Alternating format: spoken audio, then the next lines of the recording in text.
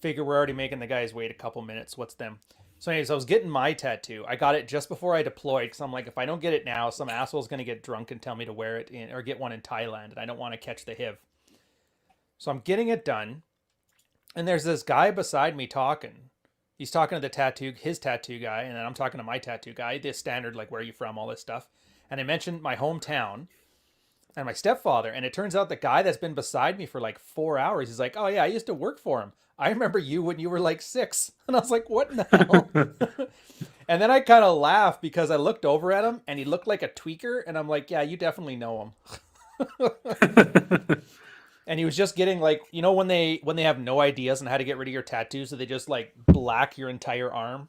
Yeah. Yeah, he was getting one of those done. So clearly he's not a guy who makes good long-term decisions. Well, the whole thing with, like, I think a lot of that black stuff can work because, like, I'm a bigger fan of tattooing over shit instead of getting it lasered. Right. But if you go in, but it's really hard to tattoo over if you have a lot of like black in there. Well, yeah, because there's nothing to tattoo over. Like, it's you can only add, you can't subtract, right? Yeah, it's like you can't go blacker if it's already black. Like if you have one of those dark '90s tribals all over your arm, can't Oh really yeah. tattoo over that shit. Or what was the other? Yeah, the tribal. I guess barbed wire you could, but what are you gonna do? Put flowers at the tip ends of the barbs? Well, you can just go over that one, but that was kind of the thing with mine. Is just like I'm covering some stuff up, so that's kind of why we figured out the thing I'm going for. Yeah, fair enough. All right. Yes, Well, I and guess. Wayne Roddy, we know it's 2020. It's not like any other year through our complex evolutionary history. So Yeah. dating in 2020, when all the chicks are being picked off by Saudi princes, flown to Dubai, and gang fucked by 18 oil sheiks down there, it's not easy. Yeah. Well, their 13-year-olds have to lose their virginity somehow. I love the new theme. Describe subjective feature of person, add cell at the end, and then throw boomer in there because whatever, the word's lost all meaning now. Dude, boomer used to mean something. We used to say that to people, and that was like stinging. And you've turned it into like a meme. You're everything that's wrong with the world. I got nothing. I do like the word old cell though. Is I that just like a don't get what that Nokia? is. Is it a Nokia? A Nokia? Yeah. What about it? Like old? Oh, Yeah. but bump. I wasn't expecting dad puns. I wasn't ready. I'm totally dropped the ball there. That's my bad. I guess No, welcome, I guys. well, I do kind of think that boomer thing is kind of got out of hand Hmm. because when it used to be used, it was kind of like, okay, you're old and you're out of date, et cetera, et cetera. You grew up in the '50s. Things have changed a lot since the '50s and '60s. It was more than that, though. It was like, and I could be wrong in the economics here, but the idea was the baby boomer generation was the first generation in human history that will live better than their children will. So that whole point behind boomer was like, screw you, you took everything and you left me with table scraps. There's like a sting behind it. Granted, millennials Yeah. didn't do any better. We're making everybody quarantine right now and like lose your job and stay home to save an old person, to save the boomers. So Well, yeah, I'm from that perspective, we should all go out and have like a foam party or some shit. yeah. Oh, and did you hear Canada canceled Christmas? Oh, really? Yeah, well, Quebec did. Yeah, they're like, yeah, Christmas is canceled. You can see one family member and that's it. And I'm like, I don't think Quebec's gonna do that. Quebec, they're like Paris or like France. You know how France protests every time anything Yeah. happens ever? Quebec really wants to be Parisian very badly, so they kind of do that too. But theirs are so much Yeah. funnier. Well, I had that argument at some point because there was a protest, and it's like, unless you get to the French level where like the farmers are pissed off, they will literally dump shit all over the streets of Paris. You gotta admit, the symbolism behind that is just awesome.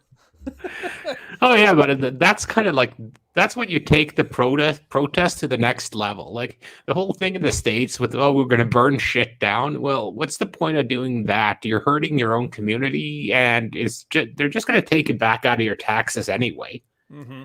and raise the insurance premiums on everyone. I know. We'll see. The part I loved most about the crap one is because merde is like French for shit, but it's also like a good luck thing. It's kind of like how you say break a leg in English. Oh So I yeah. don't know if that was like intentional or not, but I always found that fairly lucky or fairly funny. And like unless you get to those levels, it's just no point in protesting, man. It's like Gen Z can't even get protests right. Oh, I know. What was the one? Hey, let's do a protest. What should we protest? I don't know, but I'm gonna chase that armed dude with a skateboard. I think this will go well. Well, it just goes to like demonstrate the disconnect people have from reality, and I think that's a major issue that we're going to have to deal with at some point. Hmm. Put aside like the Trump thing, and there being like two entirely different views among the American public. That's one thing, Right. but then you have all the crap with anti-vax and that, and at some point, reality comes by and it just kicks you in the teeth, or shoots you in the elbow, a little bit depending on. But I'm bummed. That's the problem. I don't know what it's gonna take. Like it's so hard to die. Like you have to actively try to die. Like those two Kenosha guys, they ran at somebody who was armed and got shot and walked out of the hospital like 2 weeks later. So if you Yeah, can but run at somebody with a rifle in his hand and walk away from it and start tweeting about it, it's like, how stupid do you have to be in order to finally cause your own death from your own stupidity? I'm just gonna Like, have to where say, does how that bad line? of a shot do you have to be not to be able to hit center mass? Oh, I don't know. He was he's a typical American. He was too heavy to run that much, so he kind of fell over on himself and just aim it up at general and go for broke. Well, it reminds me of the school shooter where they're like, yeah, he was training on his school shooting by playing Call of Duty. It's like, yeah, his KD ratio was dog shit. Yeah. Which I But guess you this also has see the nothing to same. do with the show, but this is fun to talk about. I like it. No, but you do see the same thing with chicks though, because it's like, at what other point in history do you see like 120-pound, 5 foot tall girl go and swing at a big dude? Oh, dude. I'm from a redneck small town. That's all I ever saw. Usually their battle cry was my boyfriend will kick your ass. Just made me Yeah, cringe. but yeah, like at any other point in history, that girl would be knocked the fuck out. I'm not advocating it. I'm just saying that the removal of consequences for stupidity is, I think, one of the major issues here. We should just kind of roll back safety features, like those things they put in electrical sockets so they can't put forks in them, bike helmets. Should start giving kids lawn darts again. Well, you want to do that? All you got to do is change the criteria for liability. I think that's the key. Which and that's the How's one that? thing I'm kind of like at odds about. You know how there's like we have a vaccine now, but the companies that are making it are basically saying we want unlimited protection against liability just in case. Yeah, yeah. And I'm like, that's kind of where I want to go, but at the same time, they're holding the world hostage for this thing. You kind of want to get it right the first time. So I don't know. I'm a mixed minds on this one. Are you gonna Yeah, change but it? I don't want to. Well, I've made my stance on that clear. Once every politician, their family, and every pharma exec and their family take it, I'll take it. Yeah, it's amazing how as a strategy, wait until people who can dictate policy do it first. It works for Well, the way everything. I Immigration, you start immigrating people to like the wealthy areas of town, you'll start noticing a very solid immigration plan. Yeah, well, I've had that discussion before on different topics. Hmm. And one of the interesting things is that once you start getting problems in the my dad has 7 lawyers and he'll sue you areas, Hmm. policy tends to change real fucking fast. Yeah. I'm just wondering how to, I mean, other than just get in those circles, how does one position themselves to that same way? Like, I don't think poor people, and I don't mean this as like a pejorative, but you know what I mean? They don't have the same societal, like, structure in place to like sue their ass. I mean, you could easily make Oh, a so co-op of lawyers that a you whole could. community would hire, like a lobbyist for, middle class or whatever, but I don't I think don't you can think do they it for have the that. middle class. What's that? I don't think the middle class is that good at cooperating. No, at all. Have They're you seen a they're the big condo reason I don't board? like going to the suburbs. That my house is my castle, get the fuck off my lawn type attitude. I hate that shit. Yeah, Yeah, but have you ever been to like a condo board meeting or condo owners meeting? I have been the vice president on a board, and I have never come so close to suicide in all my life.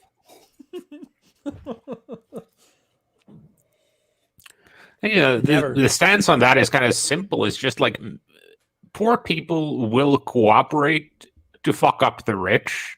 The rich will cooperate to fuck up the poor and the middle class so they get more money. But the middle class has just enough disposable income that they start to feel that my shit thing. Yeah. While they don't really have enough money to be fully there, it's kind of like having almost fuck you money. Yeah. It's like having yeah, it's not having fuck you money, it's having god damn it money. Yeah, exactly. Yeah, it's and I get it. I see Tanner was talking about this yesterday. He goes, picture what would happen if high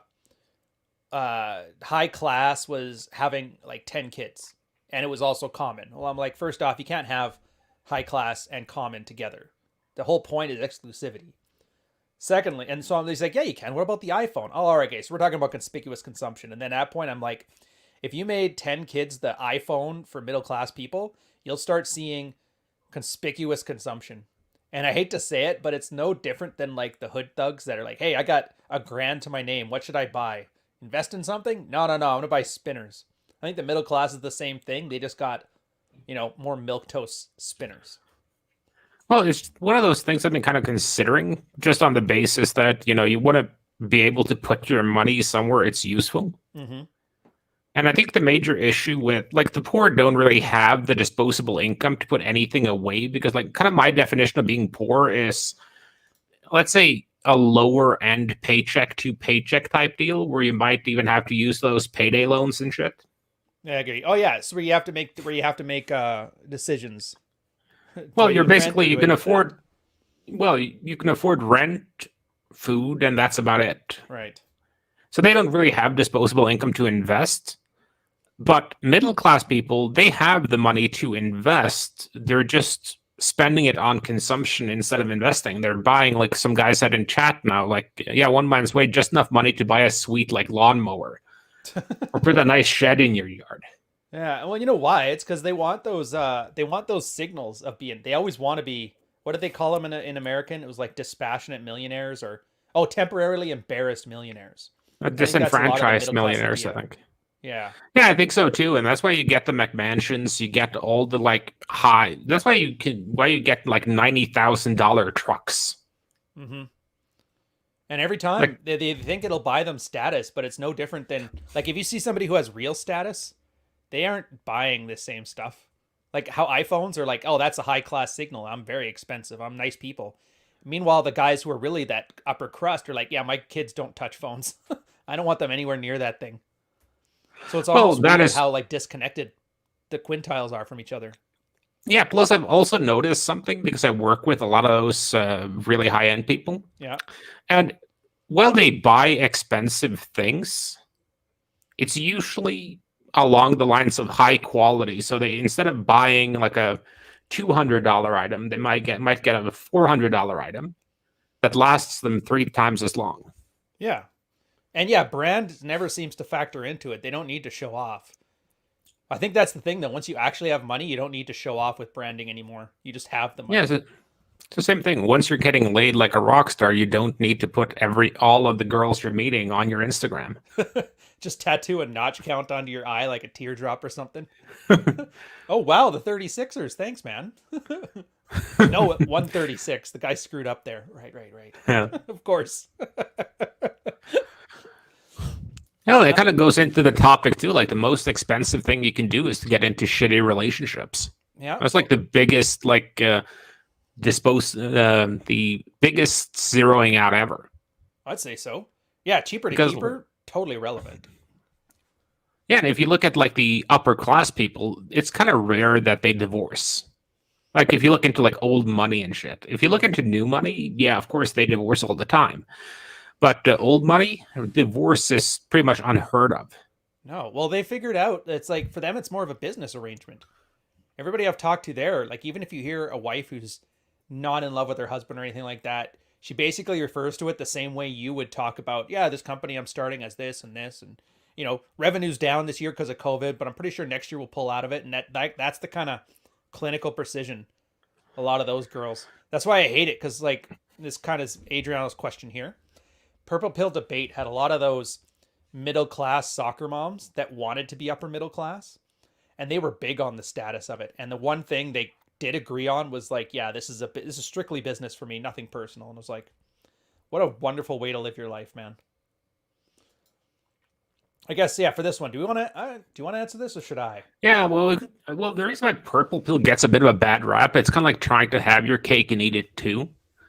It's trying to have that illusion that there is such a thing as, unconditional love and the one, while at the same time being aware that, hypergamy and all the different mechanics that we outline. And I think that's an interesting kind of lead in to what we're talking about today, because one of the ideas behind this topic was to kind of talk about, okay, we have a lot of guys who are like doing the game thing and just doing like, okay, you're on Tinder, you're sliding into DMs, you're out doing day game, whatever.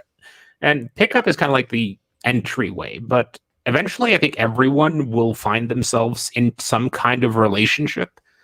It's like very few men stay like Playboy bachelors all their life. Yeah. I mean, it's hard. And you don't really... Especially you get a guy who has not had a girl invested in him, then all of a sudden she's cleaning his house, bringing him over weed. She's always available at 3 a.m. All those like investments from her part, they start to sink in, and it's hard for a guy to fight off being treated very well, Yeah, and I think that's one part of it. But also, I think as you start to actually run game and you've done all the value shit, you start to get access to a better class of girls. Mm-hmm. And once you get into that better class of girls, it will kind of develop naturally, because you'll come across someone who actually treats you well and give you no reason to boot her out. Yep. Over a long period of time, too. Yeah, and once you're there, then you have to start managing. You can't just have that alpha I'm spinning plate shit running anymore, because you have to start kind of handling things differently. And I kind of want to get into that with in a discussion with you, because we haven't really talked a lot about relationships on there. It's kind of your main thing. Mm-hmm.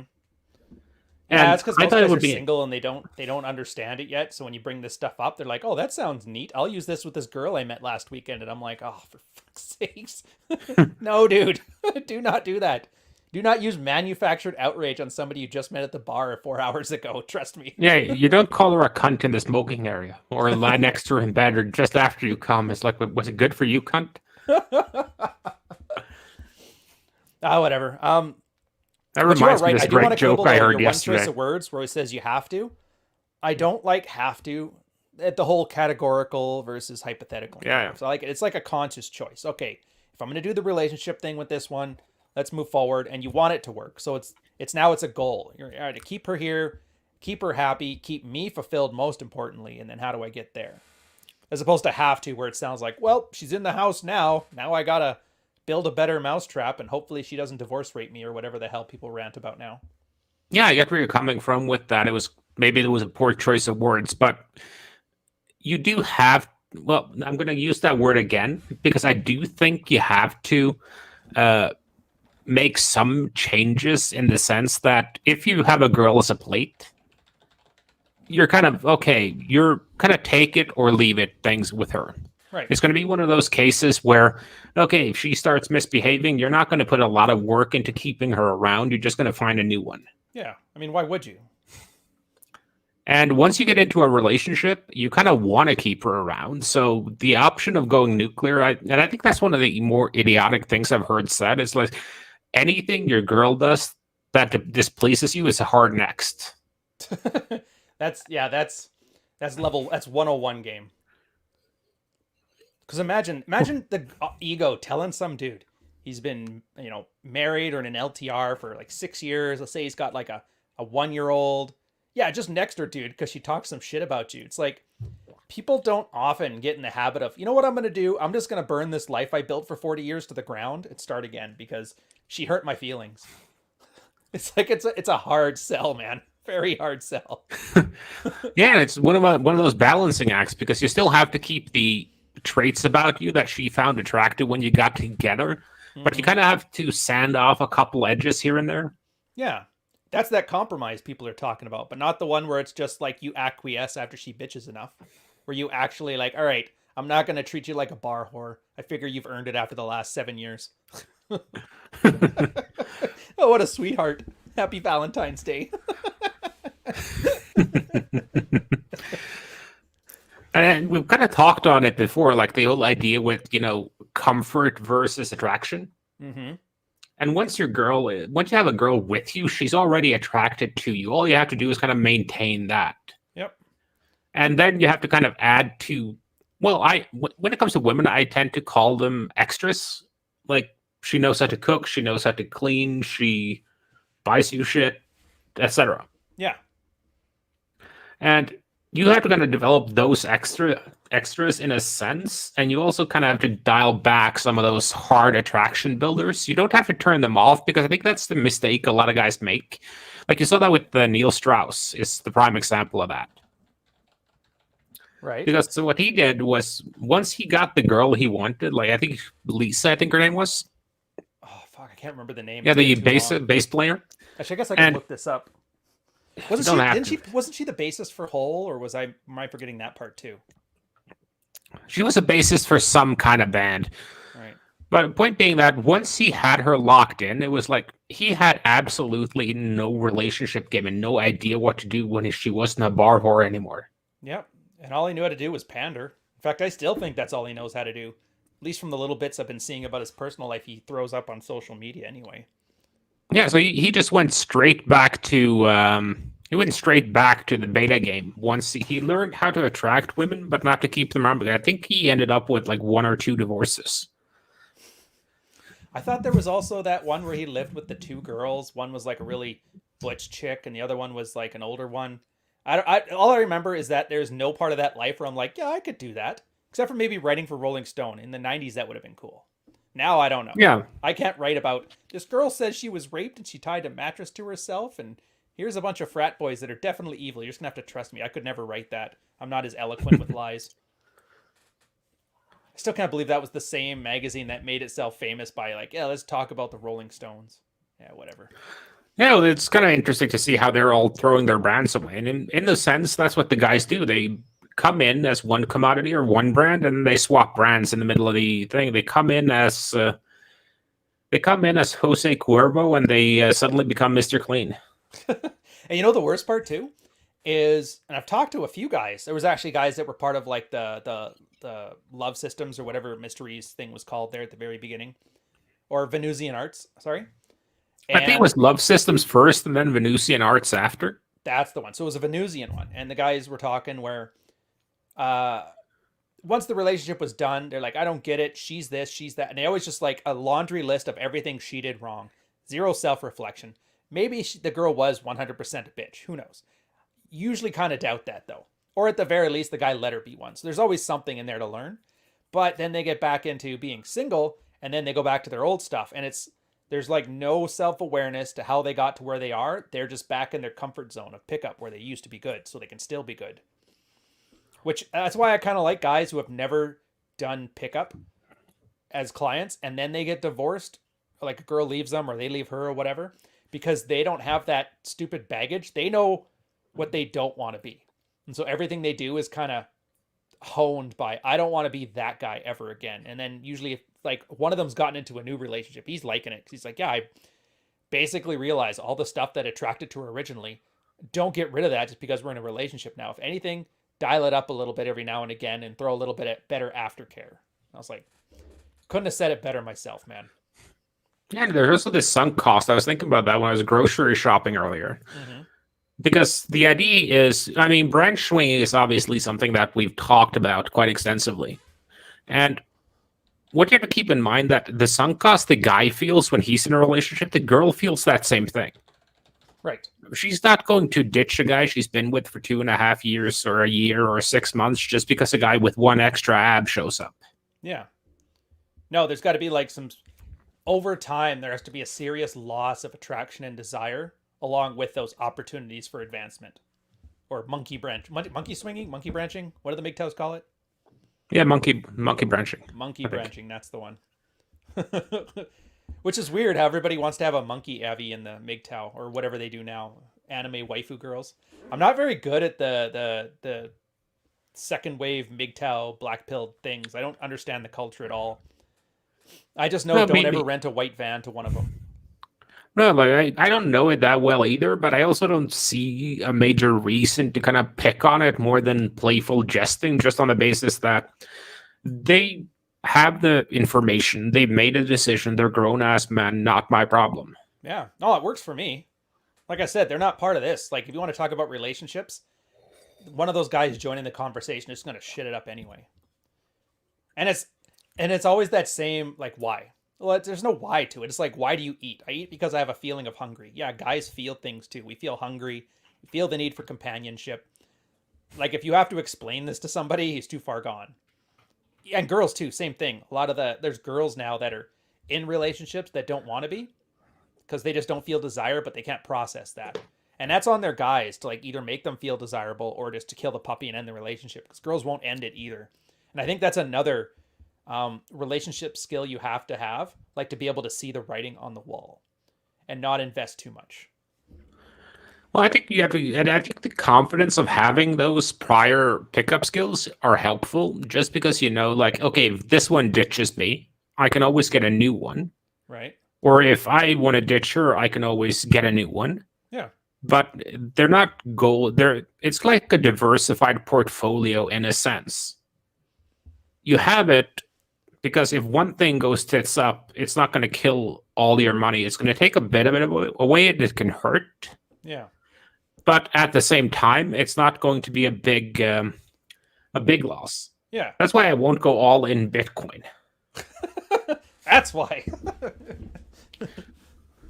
Okay, like Yeah. this one, I asked you to throw this up because I thought it was a good tweet. It's like people who talk in absolute and have hard rules usually have no clue what they're talking about. He's got it And bang on. Well, I kind of agree with it, and I kind of disagree with it. Well, I think so in the sense that rules and principles, like you can have that as your principle, but you can't make it a hard rule. Is that what you're trying to get at here, or? Well, I'm trying to get at that there are always going to be some hard rules, but I think the problem people make is that they make everything into a hard rule and they dial the TISM to 11 like our green-lined friend. I've noticed that. You notice how like dialing TISM up to 12 seems to be the root of so many male problems. Well, it's like some guy said that, you know, autism and sociopathy are probably the most extreme manifestations of the male personality. Which makes sense. One is hyper focused on, you know, competence, doesn't understand subtlety, and we have to teach guys womenese all the time. Mm-hmm. And that's because men don't naturally kind of get womenese, and it's kind of one of those things I'm working for in the new book too, with, you know, how the required skills changes in hierarchies. Right. Yeah, well, on that, it's the one thing I like because what's the red pill dad? He does PUA right now, and he's been talking about the wall, and then sure enough, our local cheerleader, Deads and Sushi, Kate, just dunking on him over it, like the wall doesn't exist; it exists for men too. And he was engaging that on like, okay, she's disagreeing about the concept of the wall, and here's a great womanese example. She's not, because if you read her thing and you read the subtext, you understand she's saying, I'm not over the wall. I'm a good person. It's like none of this applies to me. And that's her only point. It's a solipsism thing. And then once you realize that, once you read her statement and understand why she's putting it out, these kind of like arguments, which will happen in relationships too, they go away because you realize she's not arguing with you over the concept of the wall, whether it exists or not. She's arguing about whether it applies to her and if she's a good person or not. And then once you started dealing with that core issue, the argument just kind of goes away. Yeah, and it's like one of those, like I have two kind of go-to jokes that always work in every group. Right. And one of them is, I'm not like the other girl, like all the other girls, said every girl. Yeah. And the second one is I like traveling, wine, and pizza. Yeah, everyone does. It doesn't make you unique. Yeah. And those always, you can be in company with all women and they'll all laugh. At the same time, they're thinking, well, I'm not like these other bitches. Yep. Just let them have their lie. Why wouldn't, and let them have their lie. they're much more pleasant when they have their lies. Everybody lies to girls, and there's a reason they do. It's because it works. Marketing lies to girls, branding lies to girls, politics lies to girls. Like, I'm sure, I don't know if anybody here has been watching those. My girl's hooked on those Georgia hearings or whatever. Somebody Oh told yeah. those 4 girls that were like stuffing ballots, they were probably doing something good and they were a good person. And that's all it took. And they were breaking federal law. Go for it, ladies. Thanks, man. Oh, who was stuffing ballots in Georgia? Oh, it was like a 14-hour thing where they showed a video where they were hiding like suitcases of ballots under a desk. And then they told everybody to go home. And then 4 people stayed behind and started counting ballots for just the right length of time to get enough votes to like swing the election. And then everybody kind of rolled back in and like, well, it's over. Yeah, I mean, whatever. I'm not going to get into the specifics of it, but it was pretty Rodney King-esque of a video for the industry. The part that interested Yeah. me was that there was somebody on the legislature, some Karen chick, and you could tell because you know when Karens talk, they have to do like this finger thing. Yeah, yeah. She was doing this, basically berating everybody and telling them to shut up and let it go. And I was like, oh my god, it's the one time I wanted to do like politics as an episode of something because I'm like, this is perfect. Showing exactly why you don't want to let girls berate you into things. You can lose an election. Yeah, and an erection. Yeah, and well, I don't know the hate fuck thing. I do like the hate fuck thing. So a girl being a little bit Karen-esque, as long as you can segue that into game, I think it works pretty well. Just don't Yeah, break plus a you hip can always you can always choke her a little bit harder. bone. It's not actual choking unless blood vessels in her eyes burst. Dude, that's my running. Yeah, choke her until she shits. That's my running theory, by the way, is that the bitchier girls are, the more they're like subconsciously in need for a good dicking. I can't prove it, but I have a strong suspicion of it. Well, I've kind of noticed that because like every time you have a girl with a bit of an attitude, if you give her food and dick her down good, they're always on the best behavior. Yeah. If anybody ever I just- doubted women running on feelings, just run that experiment at home. Well, like no girl is going to yell at you to fix the sink if she's lying in a heap on the floor and shuddering from an orgasm. Yeah, and speaking of like how your strategy changes from relationships, giving a girl an orgasm is actually a beta behavior. It's comfort building, and this is exactly the reason why. And people keep thinking of like, oh, that's alpha. It's like, no, man, alpha is what gets her into the bedroom. You come in there, you just pound away caveman her and leave. That's 100% alpha.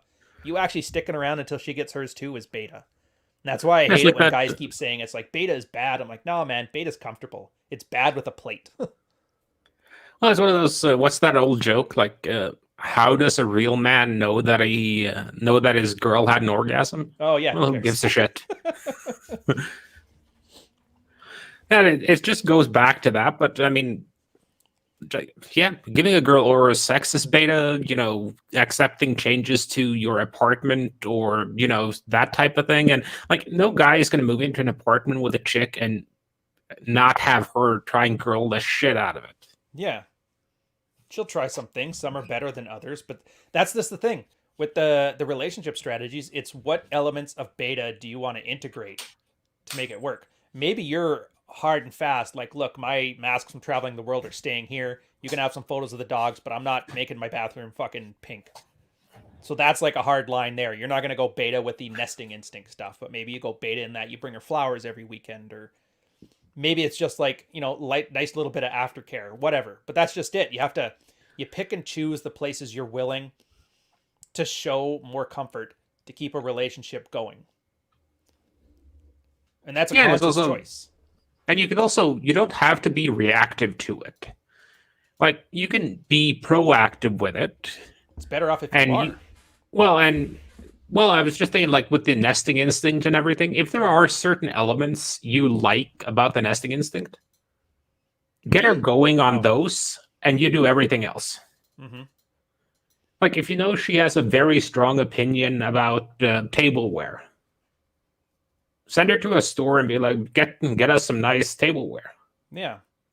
And get her started that way, because then she feels like she's actually in control of something. The reality is you're kind of setting her up to do the things you want her to do. Ooh, and common thing here that happens.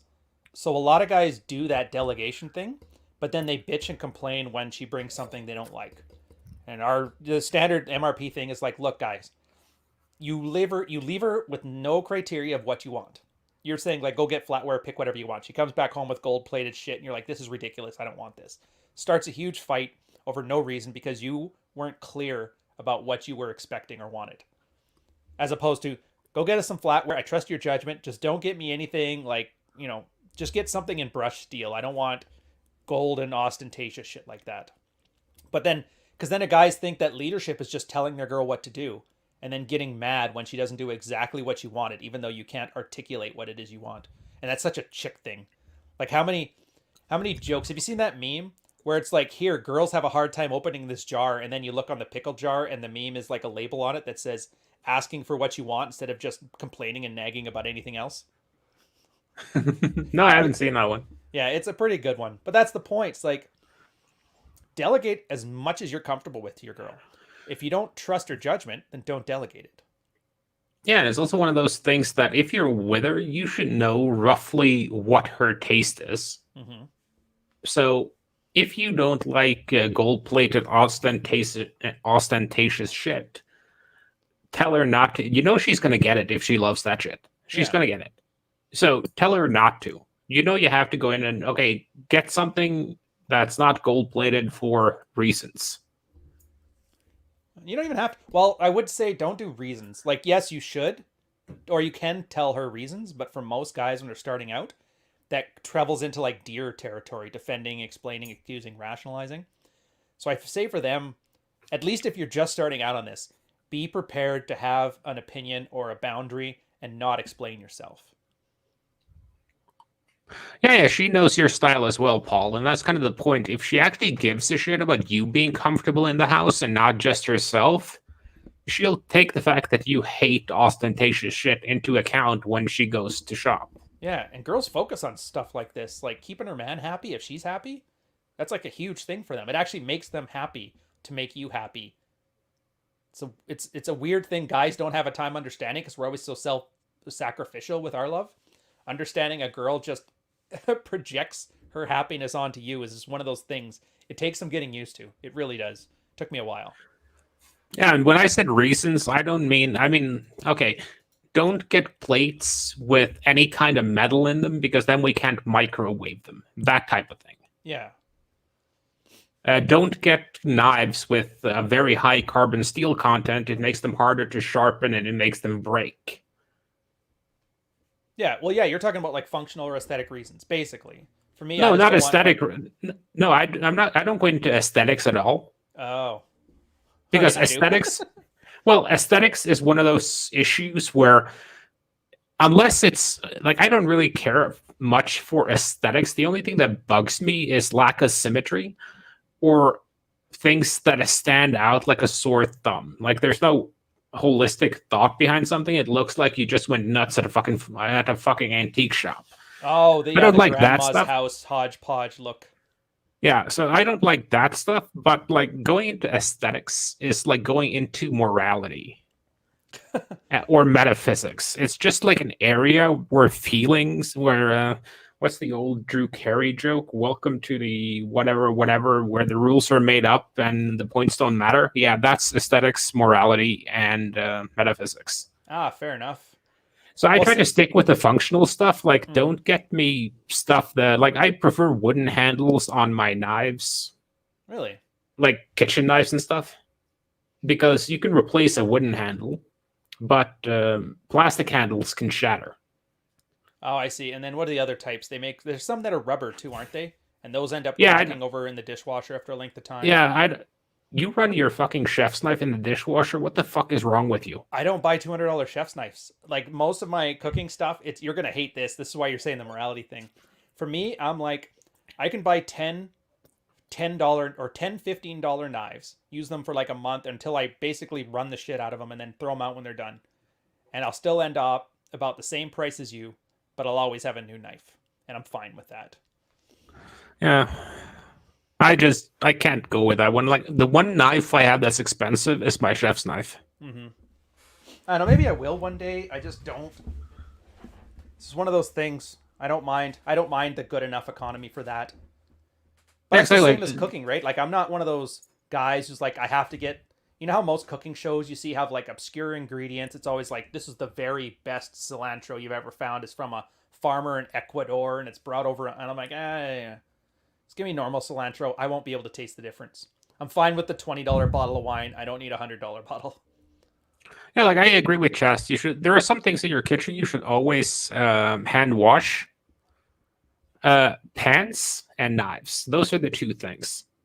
Yeah, well, I But don't throw I the just cast iron in the dishwasher. That'd be no, no. ridiculous. If you do that, you're nuts. But I don't do it with like my. I bought some professional pans not too long ago, Mm-hmm. just because I've gone through a lot of like consumer grade stuff, and Right. once I went to professional pans, so much nicer to cook with, and they're all steel. Oh, so you don't have like the aluminum core or anything? It's just straight up steel? Yeah, straight steel. Interesting. See, I still got the Lagastinas that I've had. I bought those. Dude, my cutting board and my Lagastina cookware. I think I bought them when I went to college in like 1998. And that thing is still there, which is awesome. 20 Yeah, bucks. like I. Yeah, like yeah, we're on next level shit. Literal plate game. No, but if we're getting back on topic and not go over cookware, the point being that you're going to have to make some degree of, you're going to have to make space for a girl in your life. Mm-hmm. Bathroom, a great example of that one. Yeah, oh, Jesus. Girls just need bathroom space between the makeup, between the feminine products, and just the fact that what you have in there now, just assume it's doubled. You're always going to need more. I think that's what a lot of guys forget too, is that like, why is this place always a mess since she got here? It's not because she's a slob and you're clean. It's because now you have twice as much stuff that needs twice as much organization to get to the same level of cleanliness you'd be accustomed to. And so I find for a lot of relationships, unless you're in that OCD thing, you have to understand why things are the way they are too. Cleanliness, yeah, it's that. Everybody thinks they're doing so much work and nobody's doing anything because you only see when you do the dishes. You don't see when they do. And this stuff helps with conflict too, because there's going to be tons of fights. Why am I always the one cleaning here? It's like, well, because when I clean, I don't announce it and I just get it done and you never notice. Cuts off a lot And of also, stupid fights there. yeah, like I had a buddy and he was like, his girl managed to move in with him Mm-hmm.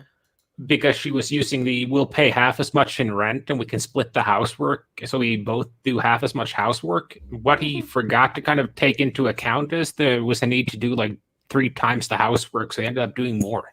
Yeah. And that's the thing. A lot of guys don't think of it as more work. Like the relationship itself, it should be easy. The girl should be, if the girl's invested, your relationships are easy. But the logistic stuff's not so easy. And that always comes to a head when the relationship isn't so easy and the girl's not as invested, because that's the easiest friction point to start fights from. Do you know what I mean? And I think yeah, I know. And I think that's why you kind of need to figure that out in your head early on. Like, okay, what are like the top 5 things that pisses her off? Like, what are the 5 highest things on her list that are important to her? And you should have that list for yourself too. Yeah. And once you have that list, you can kind of go into, okay, do I care about any of this shit? And if you don't, then it's just not worth doing the fight over unless you need to manufacture some outrage. Pretty much. But that's just like with anything. Like what's the alpha thing that everybody talks about? Lions in the fields. Like the women does all the hunting. The guy only gets up if he's got to go beat the shit out of another lion. It's like everybody's here bragging about how they want to be a lion because he looks tough. But how about the part where the lion doesn't let everything get under his skin and fucking have a temper tantrum? You handed me the rib of the gazelle. You know I like the leg. Cuffing his lioness around. Doesn't happen. Do lions beat each other? Is there like a Me Too for lionesses? Don't think so. Could be though. But yeah, and I like how Chesty there. 9s and 10s don't clean shit. That's part of it too. Like, this is where I hate female relationship advice. Because they always say, well, they always say the shoulds. 2 people should be doing this. Well, a girl should. And if she doesn't do that, well, then she's not a good girl. Which is basically saying hard next the bitch, but with nicer language. Like, sometimes you have to consider that, And marriage counselors know this. They always say, like, I can give you guys all the advice in the world, and between themselves they share, as soon as the wife gets emotional, she's going to throw everything I just said out the window, and she's not going to run it. It's one of the many reasons I think marriage counseling is absolute ridiculousness. So how do you, and you got to think of it the same way that like an audit would. How do you handle a system where one party may not observe the same rules? And I think the expectation, yeah, what's that? I think the expectation factors into it too. Like, what are you expecting? Like, let's say what you can expect from someone who's a stay-at-home mom or something. Mm-hmm. You can expect her, or should expect her, to do a lot more around the house than you do. Yeah. But if your girl is working more than, like, you're around the house all day and your girl is normally at the office. Right. So you, in theory, have more time to do things around the house. Well, you're available in the house, not necessarily have more time. Because, you work from home, too. You've had those days where you basically get out of bed, roll to your office, and then get out of the office to go back to bed. Yeah, of course. But those aren't every day. And it's just one of those things you have to figure out. And I think what's the top 2 or 3 things? I saw one of those lists, like top 3 or 4 things people argue about in relationships. And number 1 is, it tends to vary between chores and money. Those tend to be the 2 major points of conflict. Which makes sense. Girls like both. Or girls love one and hate the other. Or they hate the guy that doesn't have one and does have the other to do. Ooh, here's a good one. This is a good one. Oh, is this the one you're looking at? Yeah, exactly. I'd say as little as possible. Most guys get into trouble when they talk too damn much. Because as soon as you add more words, it gives the girls more entry points to inject their manipulative bullshit into a conversation. Like, yeah, and if you want to, I love that. It's such a wonderful statement. Yeah, and if you want to figure out what that feels like, just go into my Twitter feed every time I tweet like some stone hard shit up there, like a hard rule. You'll have some asshole nitpicking single words in the sentence, doing like a tweet thread about every fucking word. And that's kind of the same thing girls do when you're fighting with them. Mm-hmm. They just sit there waiting for that one word, and then boom, the hammer drops. And it's not like we just discovered this either. Bill Burr has it in a fucking comedy special where he goes, the whole point of the argument is a convoluted path to get you to call her a cunt, and then none of that matters, and she gets to ride on this. That's all it is. Yes. It's not. It's instinct. So there's no Machiavellian manual, no 10-point list you can follow, because conscious effort will always lose to instinct over the longer term. It's just the way it is. Well, it kind of reminds me of like one of the first things I learned when I started working corporate. Mm-hmm. That you have to know the organization you're working with, right? So that when you present for them, you know what how do you word your presentation, because you want to be vague enough that if someone takes issue with something, you can kind of talk around it and kind of disable their arguments, right? But you want to be clear enough that you'll actually make some goals. And it's the same thing here. It's if you start communicating boundaries explicitly and hard, you're kind of admitting that you weren't able to communicate it by subtext. And it's the same thing as in game show, don't tell. Yep. It's huge. Like the second you start trying to logic a girl into sucking your dick, that dick is going to be dry. You wouldn't believe how many guys do this. And it's always the same thing. It's an appeal to like... Appeals to reason, and Rollo has an essay on it. Not even appeal to reason. It's like an appeal to charity. And they always assume, well, the girl just doesn't know that as a guy, I want to have my dick sucked weekly or something, like whatever it is. And they always think, well, if I just explain it to her, well, then she'd be like, oh, I didn't know you liked my blowjobs. Because every time I do it, your eyes roll into the back of your head and you cry about your, whatever. I had no idea. Like, girls know. They know how to keep a man happy. What's Rollo's thing about sex being a girl's only agency? They're very acutely aware of the power that they have when it comes to, like, throwing out sex. So it's just bad axiom to start that off with. Well, if she just knew that I like having sex once every 6 months, then maybe I wouldn't have a dead bedroom. It's like, dude. Well, girls know, but I think this is one of those, like, I'm working quite hard because there are a lot of guys making observations. Women do this. Mm-hmm. And my go-to is always, okay, is this a woman thing or is this a human thing? Ooh, I like that. Because there are things that women do that are, decidedly female things. You have the hypergamy, you have the tendency to start getting into shape 6 months to a year before you're planning to ditch your new guy and go, your old guy and go get a new one. Hmm. Those are kind of, men tend to do those after the relationships end. But I think one thing both sides do is try to kind of negotiate the level of effort they have to put in down a bit. Dude, I love how you word that. Negotiate the amount of effort they have to put in. It's basically trying to talk yourself out of investing in the relationship. You know what I Well, mean? not really, but it's more like you worked with SLAs, right? With which? Oh, SLAs. Service Yes, level yeah. agreements. Yes, yes. And there's always like a list of like hard conditions a supplier have to do. Like you have to deliver like this much uptime, you have to deliver this much storage, this much processing power, this level of security. Yeah, any must-haves on a And good one anyway. The bad ones are always and, written by the vendor and they're always vague.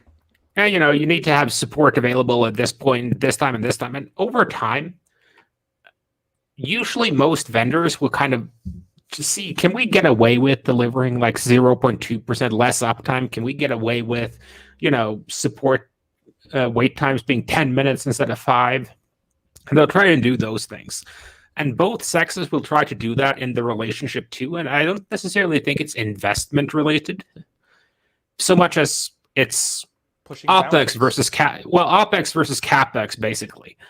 It's that you're trying to reduce your operational expenditures because you've already made the CapEx, right? So you're just writing that off. That's effort you've already put in, but you're trying to kind of drop your OPEX a little bit there. And that's where ambition comes in. Like, is the relationship an important area in this person's life? Or is it kind of a side note? Well, and that's why I talk about it being investment. Because think about a guy, you're single, you're dating a girl, you go out, you do the dates, all that stuff. Like how much effort you throw in early on.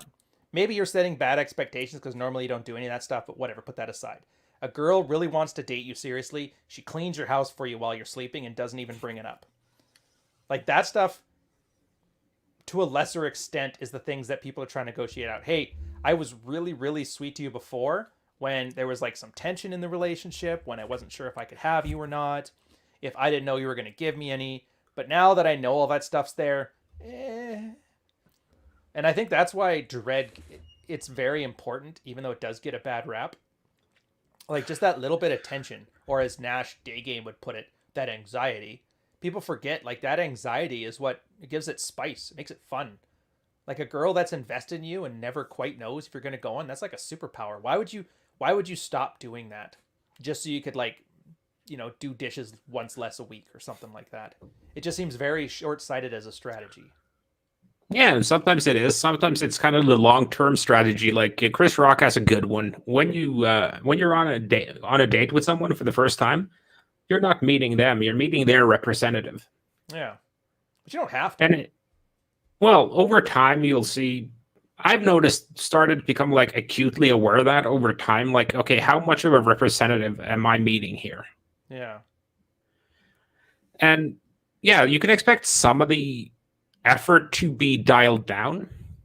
And one of the things I've kind of noticed to kind of switch gears a little bit is that, like trying to remember a quote here from the guy who taught, well, the chick who taught us sex ed back like 25 fucking years ago. Oh, the old lady.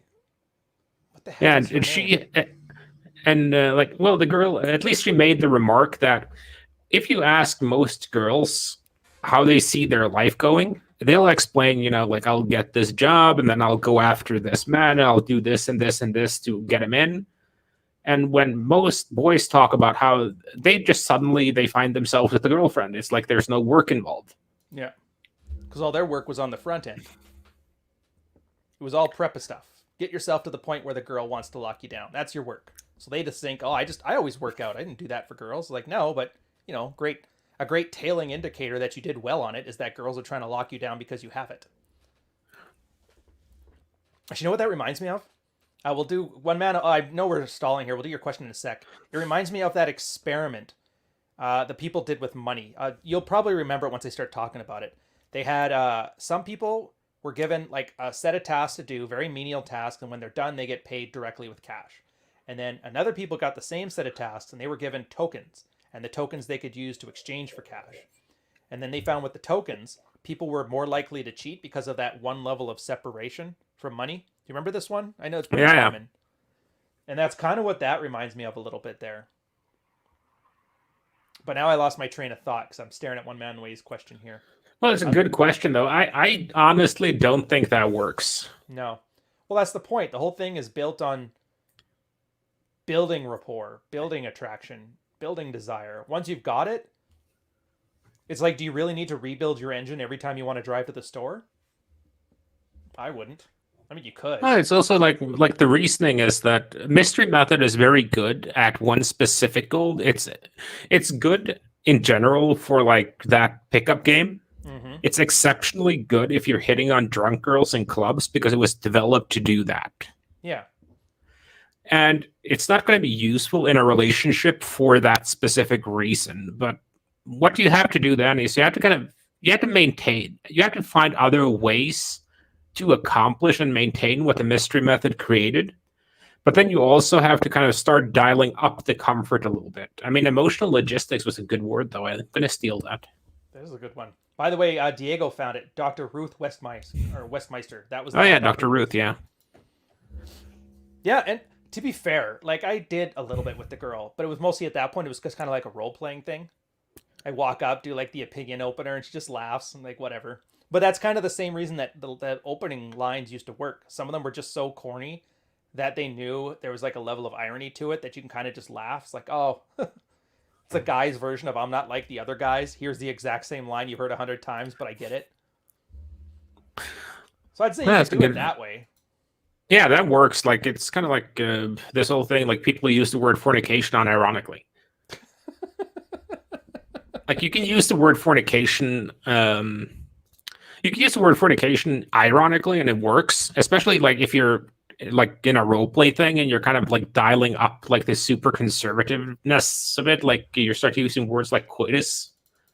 Jesus. Let me pull up my 1800 medical journal here and find what some of these words mean. What the hell is a coit? And why are there two of them? All right, fair enough. That one fell a little Thanks, flat. Tom. He's probably just pissed about me saying that Jesus invented CrossFit. Oh, yeah, I remember that little tweet you had where you put him on the cross. Like, look how long he's holding that iron cross. So I was thinking here, we're talking relationships again. Like I said, relationships should be easy. Guys working on the relationships. I hate that as a phrase because I don't think guys understand what the hell they're talking about. And I know a lot of girls like it because it offloads the responsibility onto somebody else. I always posit this question. Put two couples together. One where the guy doesn't want to be in a relationship, but the girl does. And the other one where a girl doesn't want to be in a relationship and the guy does. Which one lasts longer? And I think without a shadow of a doubt, nobody has ever said the one where the girl was more invested would die off sooner.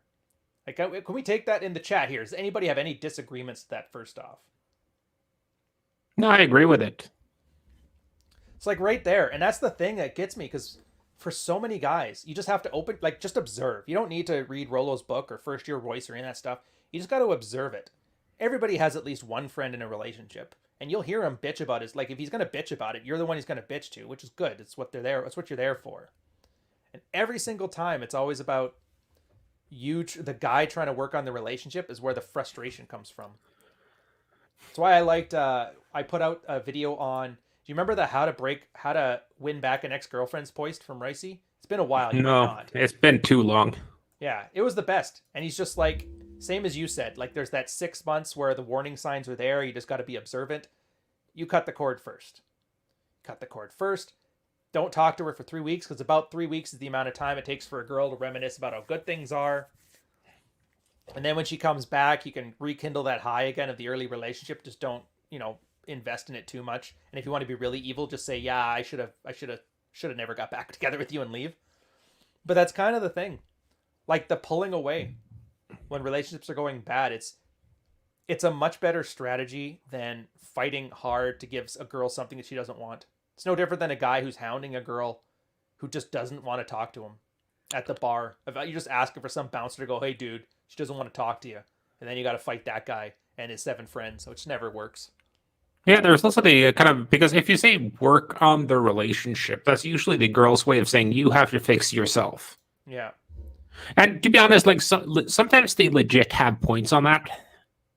Sometimes. Well, it's better when they do because, again, and this is the clever part of womanese. There can be a completely valid argument that they have on something you need to do. It can be 100% true, 100% correct. They didn't care about it until they stopped desiring you. So many guys. It was like an endearing quality, but now that I don't like him anymore, he's like being an idiot about it. Like the thug who always starts fights in the bar. Oh, sweet, he'll fight for my honor. Now I don't like him. Now he's a thug criminal. I want him in jail. Isn't that kind of the classic one, though? That the things you find cute and endearing to begin with are the things that annoy the shit out of you a year or 2 or 3 in. Yeah, but that's the point. It lets you know that like they're tangential. They don't even matter. The fact that they're valid is what makes it all the more manipulative. Because as a guy, you're looking at the surface level. Oh, she says I don't do enough dishes. Well, this week I only did it once this week instead of 4 times. So yeah, she's got a point there. Dishes have nothing to do with it. The point of that, she just lost desire. Maybe you got fat. Maybe, the hot guy at work is finally showing interest in her and you haven't, dicked her down in like a month. There's all these tangential issues that are actually important. But you can't see them because this surface level accurate thing is obfuscating the entire situation. And I think that's a hard thing for guys to do. Just ignore facts and focus on feelings. And I know that sounds cringe as fuck, but it's true. as he gets a second to compose himself. No, I was kind of milling that over in my head. Because I think you have a good take on that one right there. I do think I have a kind of an addendum to it. Please.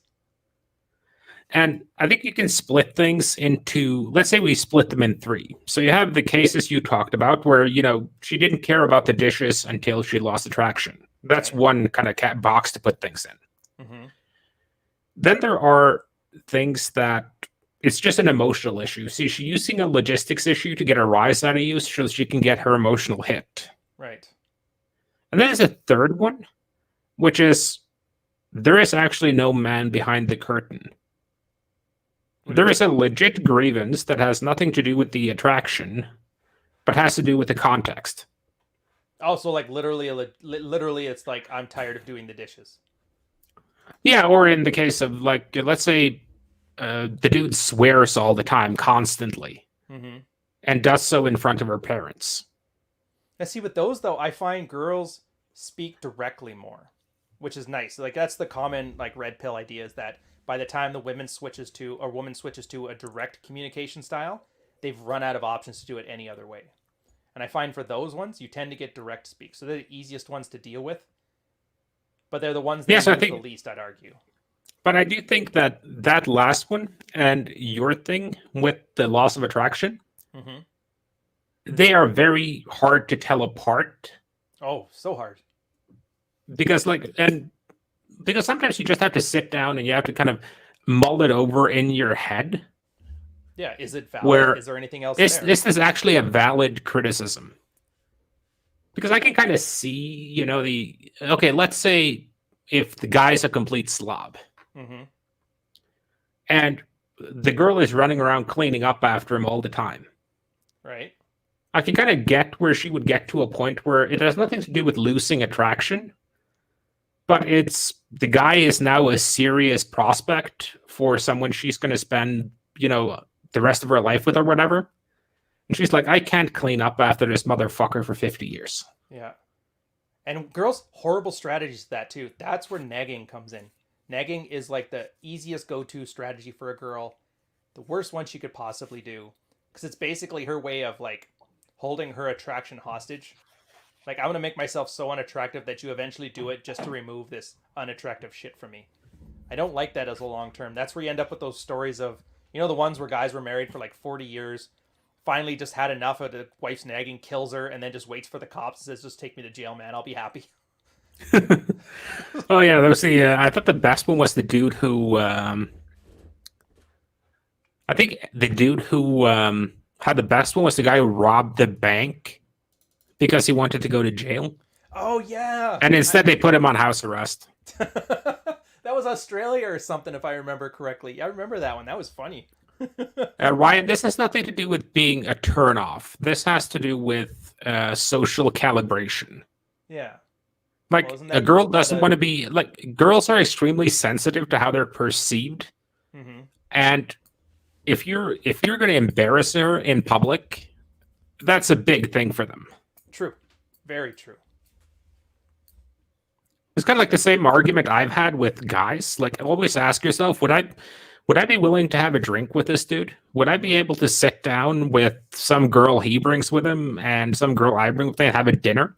Could I introduce this guy to like my drinking buddies at work? Would I be comfortable if a position comes up in my company recommending him for it?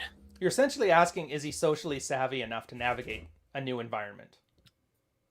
Yeah, exactly. And I think that's one of those important issues that a lot of guys overlook because if you're doing the alpha thing, especially the Sigma deal, Oh, then you don't like really actual care. Sigma or Sigma the way guys are using it in the sphere? No, like actual Sigma. Ah. Because being aware of the social rules and flaunting them, obviously, is kind of Sigma. Mm-hmm. But at some point, that will bite you in the ass. It's kind of like I saw a documentary earlier this week about Stone Cold Steve Austin, Right. about how he broke every single rule in wrestling. Just drinking on stage, Because damn it. no, but like he was flipping the middle finger, he was beating up authority figures, he was drinking beer in the ring, he was flipping off his boss, Yeah. and that's like typical heel behavior. So the fans should have hated him, but Wasn't they that the loved original him. plan, was to make them hate him by doing that stuff too? Yeah, he was supposed to be a heel. And then because And everybody the point- hates their boss, they liked it when he'd steamroll Vince. Yeah, and to get back to that, it's just that to do that, you have to be acutely socially calibrated. That's the irony of it. It's the kind of same thing as if you're an actor and you're going to play a character that's stupid. That's actually very fucking hard. You have to be a really good actor to play someone who's really stupid, Oh yeah. or a really smart actor to play someone who's stupid. Because yeah, if you play it wrong, you play the part of somebody trying to be stupid as opposed to playing somebody who is stupid. Because people who are stupid try not to be stupid, if I remember that correctly. But you were right. And that's the thing. Like, you can Sigma your way through this stuff. You can be a disruptive force, but you just have to balance it, or like read the audience. I think that's what comedians say. Being able to read your audience. You can And I tell think if you that's have like a quick quip. Like, you do it all the time in Rule Zero. If you guys aren't paying attention, by the way, the meta stuff in our shows is amazing. Carl will be sitting there, and Rolo and Rich and John and me and Troy will be having this serious discussion, intersecting Evo Psych and all this stuff. Then you come in with like a nice, like, tension breaking moment of levity where you're basically saying this is all bullshit, but sort of not really. And it just works perfectly. It really does. Sorry, I was oh yeah. No, to get back on, and I think that social calibration is one of the most important things. Girls don't care about that if all they're after is good dick. Yep. But if they're going to think, okay, I'm going to have to bring this guy to my business dinners. I'm going to have to bring this guy to meet my parents. I'm going to have to introduce him to my friends. I'm going to have him in my social circle. I can't have him tell my deeply religious parents about how much he loves anal during Christmas dinner. That just won't work. Yeah. Only talk about sleeping with cousins, dude. Everybody knows that. No anal. No, I 100% agree. And that's the hard part. Well, it's not a hard part, but it's a part to understand when you're switching from a one night stand to a plate to a relationship, all those escalations, is that expectations will change. And the same for you. You're dating the hottest chick at the bar. You want her not to get sloppy drunk and have a tit flop out during Christmas dinner. It's cool when you're with your buddies and like, yeah, it's the chick I picked up from the bar, and meanwhile, Cindy pops out for everybody to see. But I don't know where I was going with that point. I was just picturing now when I had like the stripper at my buddy's bachelorette party and she kept smudging my glass coffee table with her boobs, and I was so angry. It's like, I'm having dinner with my mom on that thing, damn it. Now I gotta Windex that off. Well, it's just the basic things. And, if you run good game, that's essentially showing off and a very high understanding of social situations. Yeah. Which is And super attractive. yeah, that's because, well, if you look at it, if you want to go hard in on like what makes someone attractive, it's understanding, it's like the physical stuff, like good vitality, to use that term. I like that. Then there is the status, social status. Those are like the two factors I think matters more than anything. And what gives someone social status? Well, it's understanding how to flow in and out of social situations and do so fluidly. Well, and being able to. Oh, go, finish. No, I'm just trailing. Go.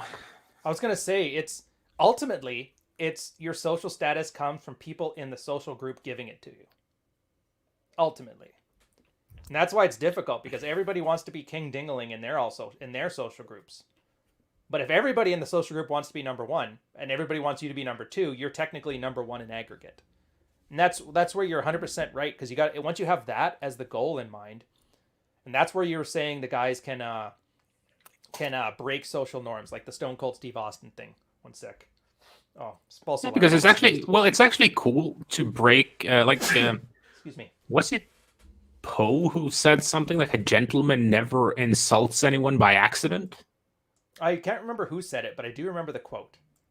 Yeah, it was one of the, and I think that's kind of a good observation on social rules in that, okay, this is how this particular group works. Yep. And you can kind of feel, if you want to feel what that kind of social identity thing feels like, just take two of your social circles and have them be together. Like everyone knows, like when you're a teenager and you bring your friends home and they run into your parents, and you're kind of caught between being like a child and the buddy, and you're kind of stuck between those two characters, and you can't quite figure out, okay, who am I supposed to be here? And if you're a kid and you have any doubts, your mom will sort out which one you're supposed to be right there. Boy. I don't know. Oh yeah, I got a half black family. I'm like, yeah, boy was like, once you heard that, you're like, oh shit. Oh yeah, it was Oscar Wilde. Thank you, Diego. Aw, look at Oscar Wilde. No. And I think that was just the point of it. It's that swearing isn't necessarily unattractive, but if you call her mom a fucking cunt when you meet them for the first time, your girl is going to, I don't care how attracted she is to you, she's going to want to sink into the ground. Yeah, well, she's picturing the 5 hours of fighting with her mom over being called a cunt by that guy she's dating. Not looking forward to it. Yeah, or like I remember one of these great like girls' Tinder profiles. I can't bring you home to meet my mom if you have fuckboy written on your fucking forehead. And there's a good flip side to it too. Like picture the girl that flirts with your buddies. Maybe she's just a giant cock tease, and she's like likes the male attention. It's embarrassing as fuck to have a girl sitting there and then she's hitting on all three of your best buddies to the point where they're looking at you like, dude, like, what am I supposed to do with this? Are you guys looking for a gangbang here? Is that something you're into? You never mentioned it. Yeah. No, she's just like that. Don't worry. She always comes home to me at 3. You're like, oh. Having said that, at least guys have the perspective of, dude, this isn't good for you. Like, don't, but they aren't going to like yell at you over it. They're just like, this ain't it, man. This ain't it. Yeah, and I think it's just that whole, and I think this gets right to the core of what we wanted today's topic to be, the whole thing with, okay, this is attraction building. Yep. And then there's comfort building. And being able to function in our social circles is important for the comfort building. Yep. And everybody should really know this. We talk about status being like one of the greatest attractors.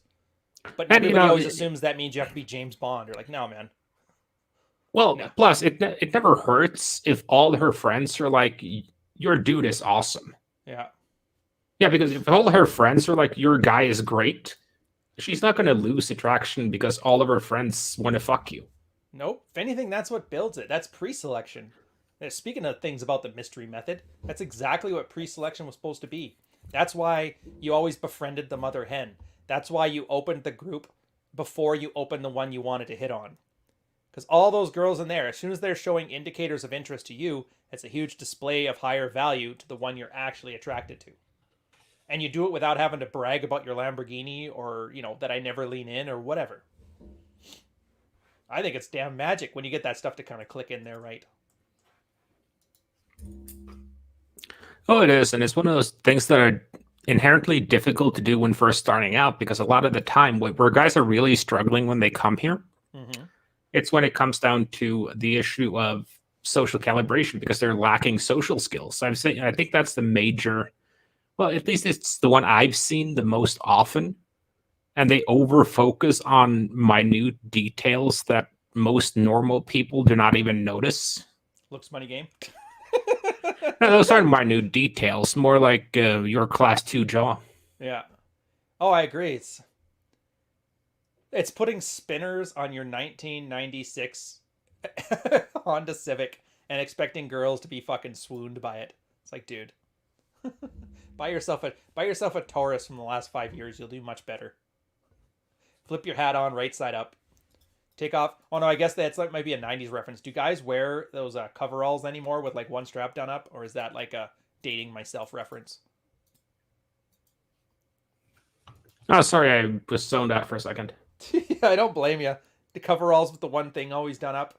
I guess that's like a K-pop thing now. I don't even know. Some other good ones. So I guess we gone over a lot of stuff in the past. So building desire is different from maintaining desire. Building comfort is something you do after you have an investment. Social awareness, social savviness, and the ability to mingle within at least one of a girl's social circles, preferably all of them, shows a certain amount of status. Now you mentioned like Sigma qualities are the guys that can do it without following the social norms perfectly, but being socially aware enough to know strategically when to break the social norms, which I think is a wonderful skill. Personal example on that, I love to do it. When my girl and I were first dating, she would bring me to hang out with her friends and her friends' boyfriends, and her friends' boyfriends usually had like the tap out shirts, so that should tell you everything you need to know. And so what I would do oftentimes is like subtextually call the guy a moron while I'm like agreeing with his story about whatever, drinking Red Bull and watching UFC, to where my girl would get it and maybe one other person would get it, but nobody else in the room got it. And it was like my way of just kind of enjoying my time with this idiot. At first, she told me, like, you got to stop doing that. I'm like, what? Nobody knows what I'm talking about. And they just think it's hilarious and I'm very agreeable. Until eventually one of her smarter friends was like, dude, your boyfriend's hilarious. He didn't even know what he was doing. He didn't even know he was being called an idiot. Like, yeah. And then all of a sudden she liked it. But it's one of those things. I just like that. I haven't done it in a while though, because we don't have any bullshit friends anymore. Kind of sucks. I liked flexing that muscle. Like a guy I used to work with had a habit of saying that you should get to the point where you can tell someone to go to hell and make them look forward to taking the trip. Yeah. And dude, it's so much easier now too. Like, how often do we bitch now about people living in their own feelings? What's the thing? The two people watching the same screen but two different movies. Everybody running on feelings. People ignoring facts because of their ego's investment. Like, it is so easy to subtextually take a jab at somebody without them even knowing it right now. Even smart people. Why it's not just prevalent? Because think of how awesome of a social signal would that be if you want to be around people who aren't ideologues to one stupid thing or another. Just to be able to do that, tell somebody to go to hell and have them say thank you. Then the other person could look at you, you're like, yeah, I'm one of those. All right, we should hang out later. Sounds good. Fuck, I actually gonna want to start doing that now. Find a bunch of Karens having appies on Tuesday once COVID's over. Yeah, and then start trash talking them and not having them notice. Mm-hmm. Yeah. And it's playful too, and that's the beauty of it. It's got that plausible deniability. If somebody's like, are you making fun of me? It's like, nah, we're just fucking around, whatever. And I always got that excuse, like, I'm a sailor. What did you expect me to say? I think the reason people aren't paying attention to it, though, is that we've become a very direct speaking culture in a sense. Mm-hmm. Because, like, in most countries, the whole idea of class doesn't really exist anymore, and Not like it used to.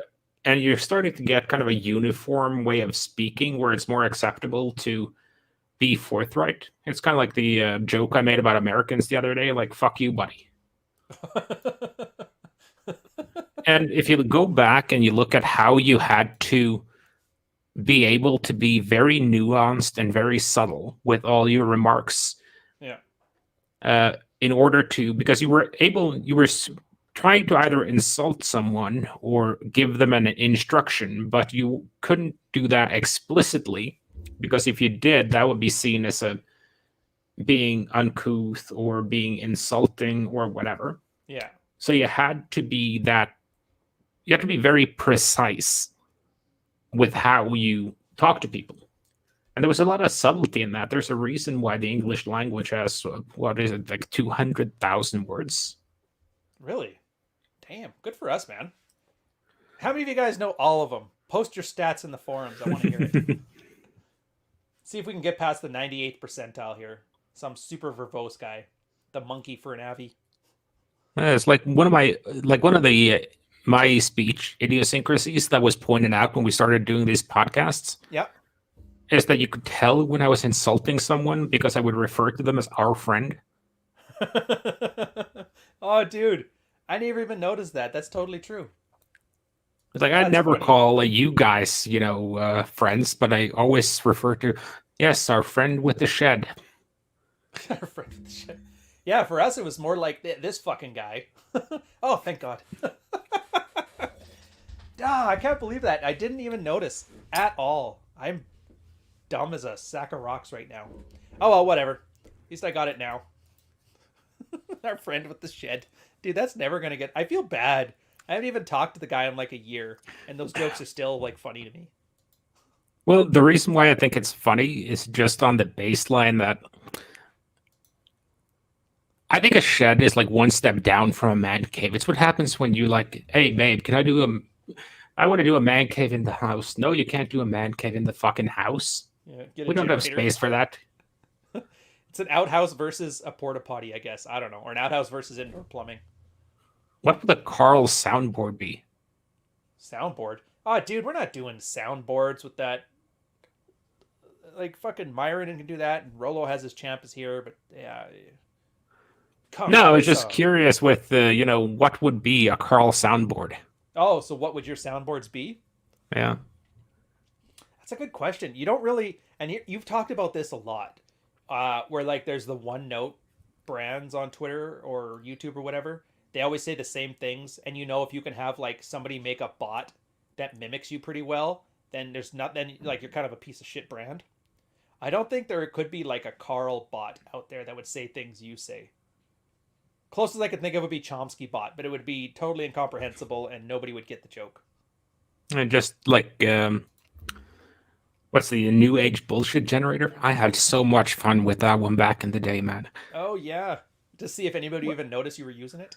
Well, that, and I had another one going that I never told anyone about back when, like, being, super high IQ was the thing to be. Oh, yeah. Because I would tweet things that didn't actually say anything just to see how many of the high IQ people would like and retweet. Oh, I bet you anything they all ate that shit up. Oh, yeah. But I'm still not sure if they were in on the joke or if they just fell for it. I don't think they are. Like, remember you were talking about everybody being more direct with their speech now? I find anybody who fancies himself as high IQ is so busy showing off how smart they are because of a vocabulary that they forget that words have meaning.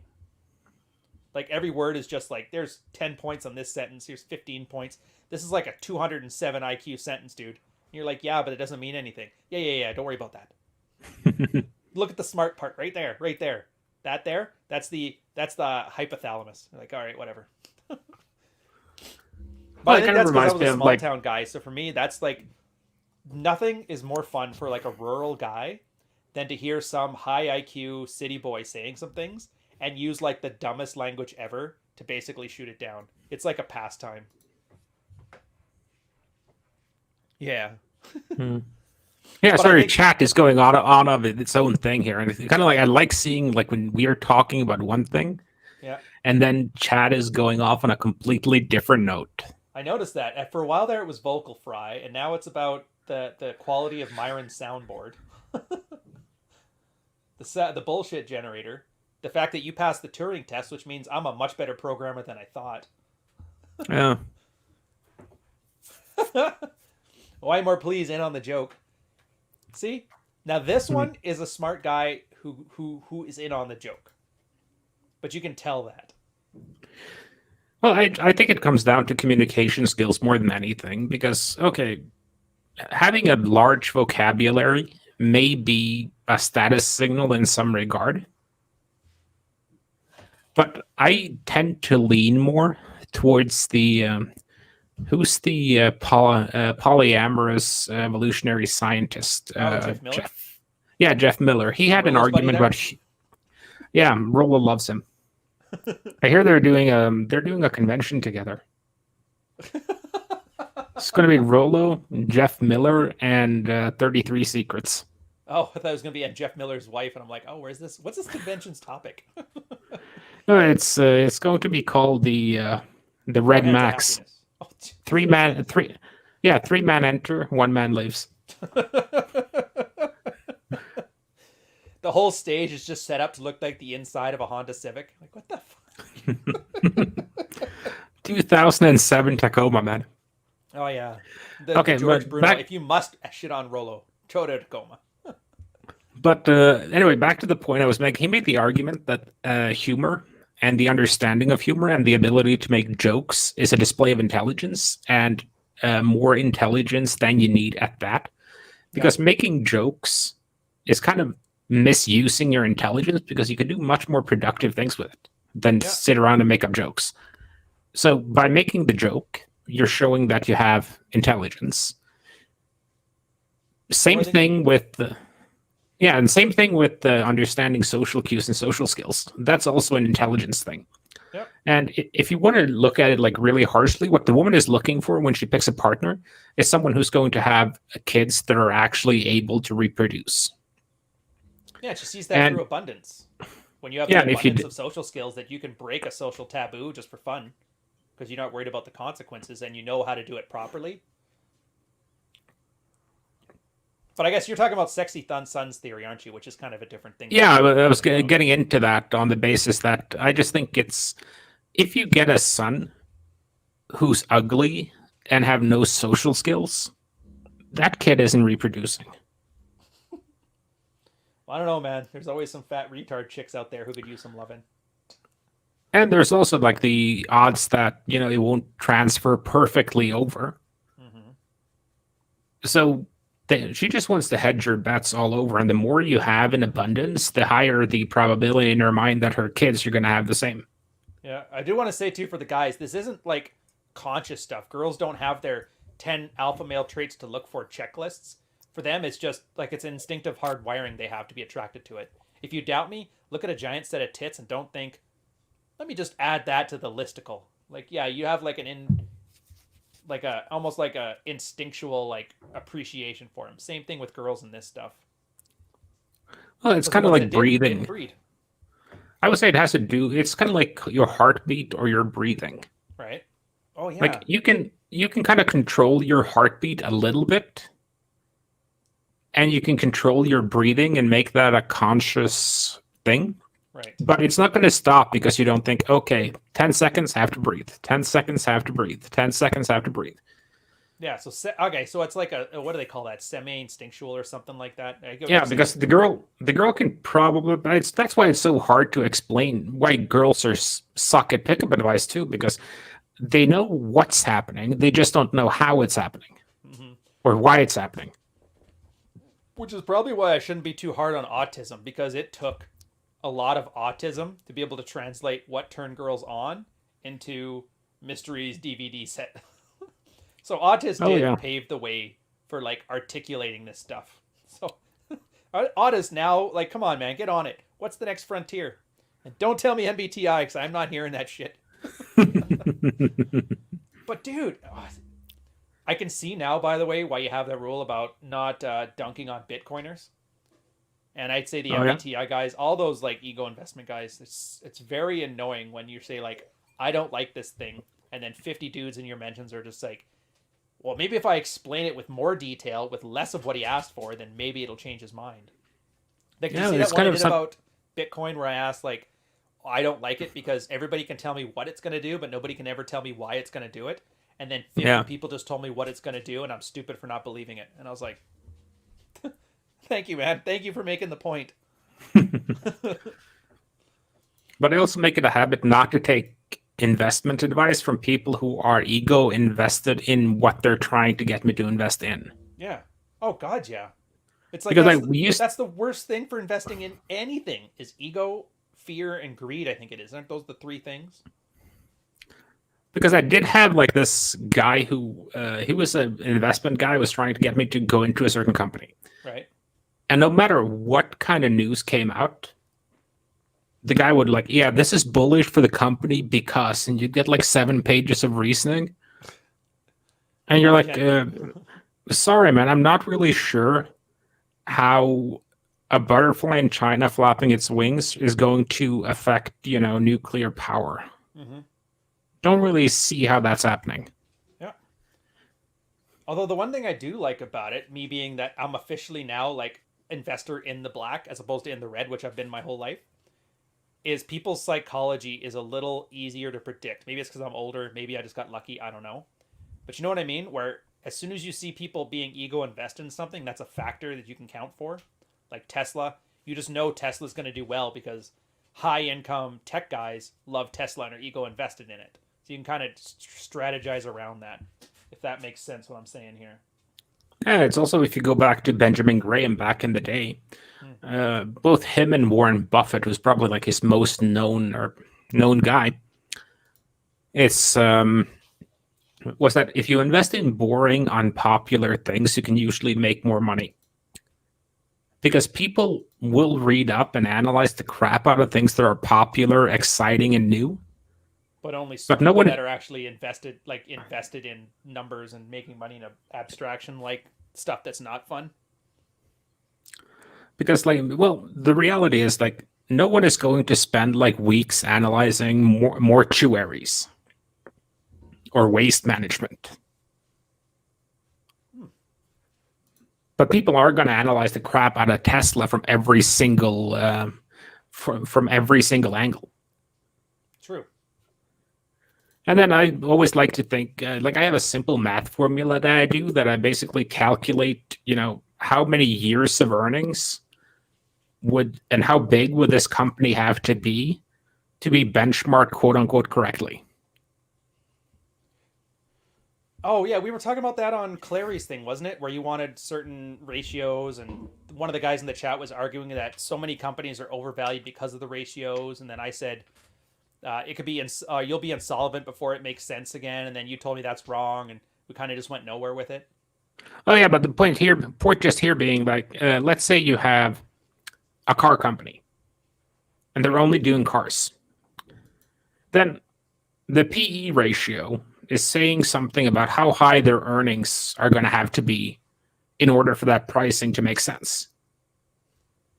Because it's essentially how much are you paying for each? How many dollars are you paying for each dollar of earnings? Oh, I see what you mean. Okay, yeah, which seems like a fairly basic metric. So if you do the market cap for the industry, and the market cap for the industry is like sales of, let's say 100 billion a year.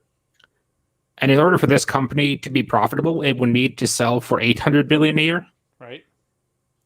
That's not going to happen. That means the industry has to grow 8 times. That only makes sense in new industries in consumer goods in new industries. Would that make sense with like giant mergers too? Like if Disney bought out Fox, that would that's like, I don't know how big they are. I just know they're both big. Would that be the kind of way to build 400% growth if you buy something that's just the same size as you and you could double your size? Yeah, it could be, but it depends on the market. Essentially, you have a total market size for anything. And at some point, that market is going to be completely filled. Right. So at that point, growth is going to slow down and it might stagnate. So if your company can be highly profitable by the current market size, but be taking a bigger share of the market, that makes sense. But growing the market in things that have a natural cut, like let's say Fox and Disney. Okay. There are only so many hours a day people can actually spend watching TV. Yeah, the limited amount of attention they can actually give to it. But that goes back to well, the reason why stock prices are overvalued right now is because we're getting what is it, 1.3 billion a day in capital flowing into the markets. You're talking about And at quantitative that, easing, or yeah, I'm talking about quantitative easing. And when you have that much money going into the market and interest rates on everything is absolute shit, Canada just got a rate cut. Did you see that? then no, I don't pay attention to Canadian interest Oh, rates. that's right. You pay attention to like money making things. But the point being that, if you get, let's say, 0.2% interest with, let's say, 2% inflation a year, you're losing 1.8% of purchasing power every year. Right. So your absolute minimum return to have the same amount of purchasing power would be equal to inflation and cost of plus cost of capital. So you're going to have to buy something that scales well with inflation. So you're going to have to buy stocks scale well, property generally scales well. I actually like property just on the basis that it's a limited resource. We can make more of pretty much anything except land. Right. Like I said, it was good. I didn't like it in the 2000s when I first started investing because everything was a bubble and that Bitcoin mentality was in real estate. So you really couldn't have that adage. Like I remember when you went to go look at places, if you didn't have an offer of like no conditions at cost, by the time you left the driveway, somebody else had swooped it out from under you. When I bought here 4 years ago, it was so bad that by the time the place got listed on MLS, it was already swiped up. So you literally had to go to the real estate guy and say, "Show me the stuff that's not going up until this afternoon," and then One you more, had an please. offer in there. One more, please. Didn't I just talk about the economic bubble right now? Yeah. Well, here I tell you what. Let's focus now on Mark Daniels. I don't know those acronyms. What's MIW mean? Does anybody know? No idea. Oh, you'll have to let me know unless that's just initials. Thank you for the $100 super chat. Also, very jacked, bro. I've lived both alpha and beta. The latter fails miserably and is costly also. Women don't understand themselves. 100% true. They want to be led and guided, and when you don't, they see you as weak or unable to provide and protect. It's an evolutionary trait. Great job. Yeah, man, I 100% agree on this one, which I guess we're back to the topic instead of on economics where I was actually having Well, fun, that's a but good thing, though. But yeah, I do true. think you need a bit of both in order to maintain a relationship. You can get away with one night stands, just go full alpha, man. Yeah. But that's Just just it. How walk many in there. guys? How many guys are full alpha? Like how many guys? Maybe the drug dealer thug in like Oakland, maybe the Tates running the cam girl thing. Guys just I don't think guys are capable short of like immaculate sociopaths. Yeah, I don't think. I think, yeah, you're probably right. The only ones would be, sociopaths or massive narcissists. Yeah. And I'll put it this way. Every out of like let's say there's 100 guys who have been to the Married Red Pill for my like years when I was there and in the forums and consulting and all the people I've talked with. 99.9% of the time, it's a guy who's got too much comfort and not enough desire. Too much beta, not enough alpha. I've only ever seen like maybe 2 examples where the guy was too alpha to keep a relationship going and that he needed to add comfort. That's it. 2 out of like hundreds, thousands. And that kind of lets you know our problems now. Our problem isn't too much alpha male. It's that we don't have any alpha males. Everybody's supplicative. Everybody's comfort, but they didn't think that comfort has to have a value, and that comfort only has value with the alpha. Yeah, because like the guys who are full beta only do comfort. That's their entire strategy. That and trying to logic girls into sucking their dick. I know, and I think the problem with it is that everybody took these definitions and they dialed it up, and then they just took alpha and beta to mean good and bad. And so they're so confused with the concepts that they just screw everything up. And I know this is going to sound really cringy, but a lot of what people ascribe to being a beta behavior is actually an omega behavior. which in plain normie speak, that just means attributing unattractive things to comfort, which makes no sense. And great for me from a content perspective, though, just so you know, Carl, I can make videos all day on saying, this isn't beta, this is omega. I have hundreds of them. I don't even have to look at Royce's stuff. No, but I do think it brings up like the whole reason why this topic was interesting to talk about. Yeah. Because a lot of the time, if you look at most of the content being created in the sphere, it's going to be that full-blown alpha content. And like, I only know one guy who's 100% alpha. He used to fight under the name War Machine. He's currently serving life in prison for beating the shit out of his girl and killing her lover or something. Dude, I remember some of the stories about him. Remember that one where he got in that car accident and just walked home? Was that him? I don't remember. Like killing a family or hurting a family. You're like basically walked away from like a crime scene. It's like, done with this. I'll get another one. So I do think it's important to talk about, and for guys who are very fresh and new, I think it's focus on the alpha stuff, focus on the social skills, focus on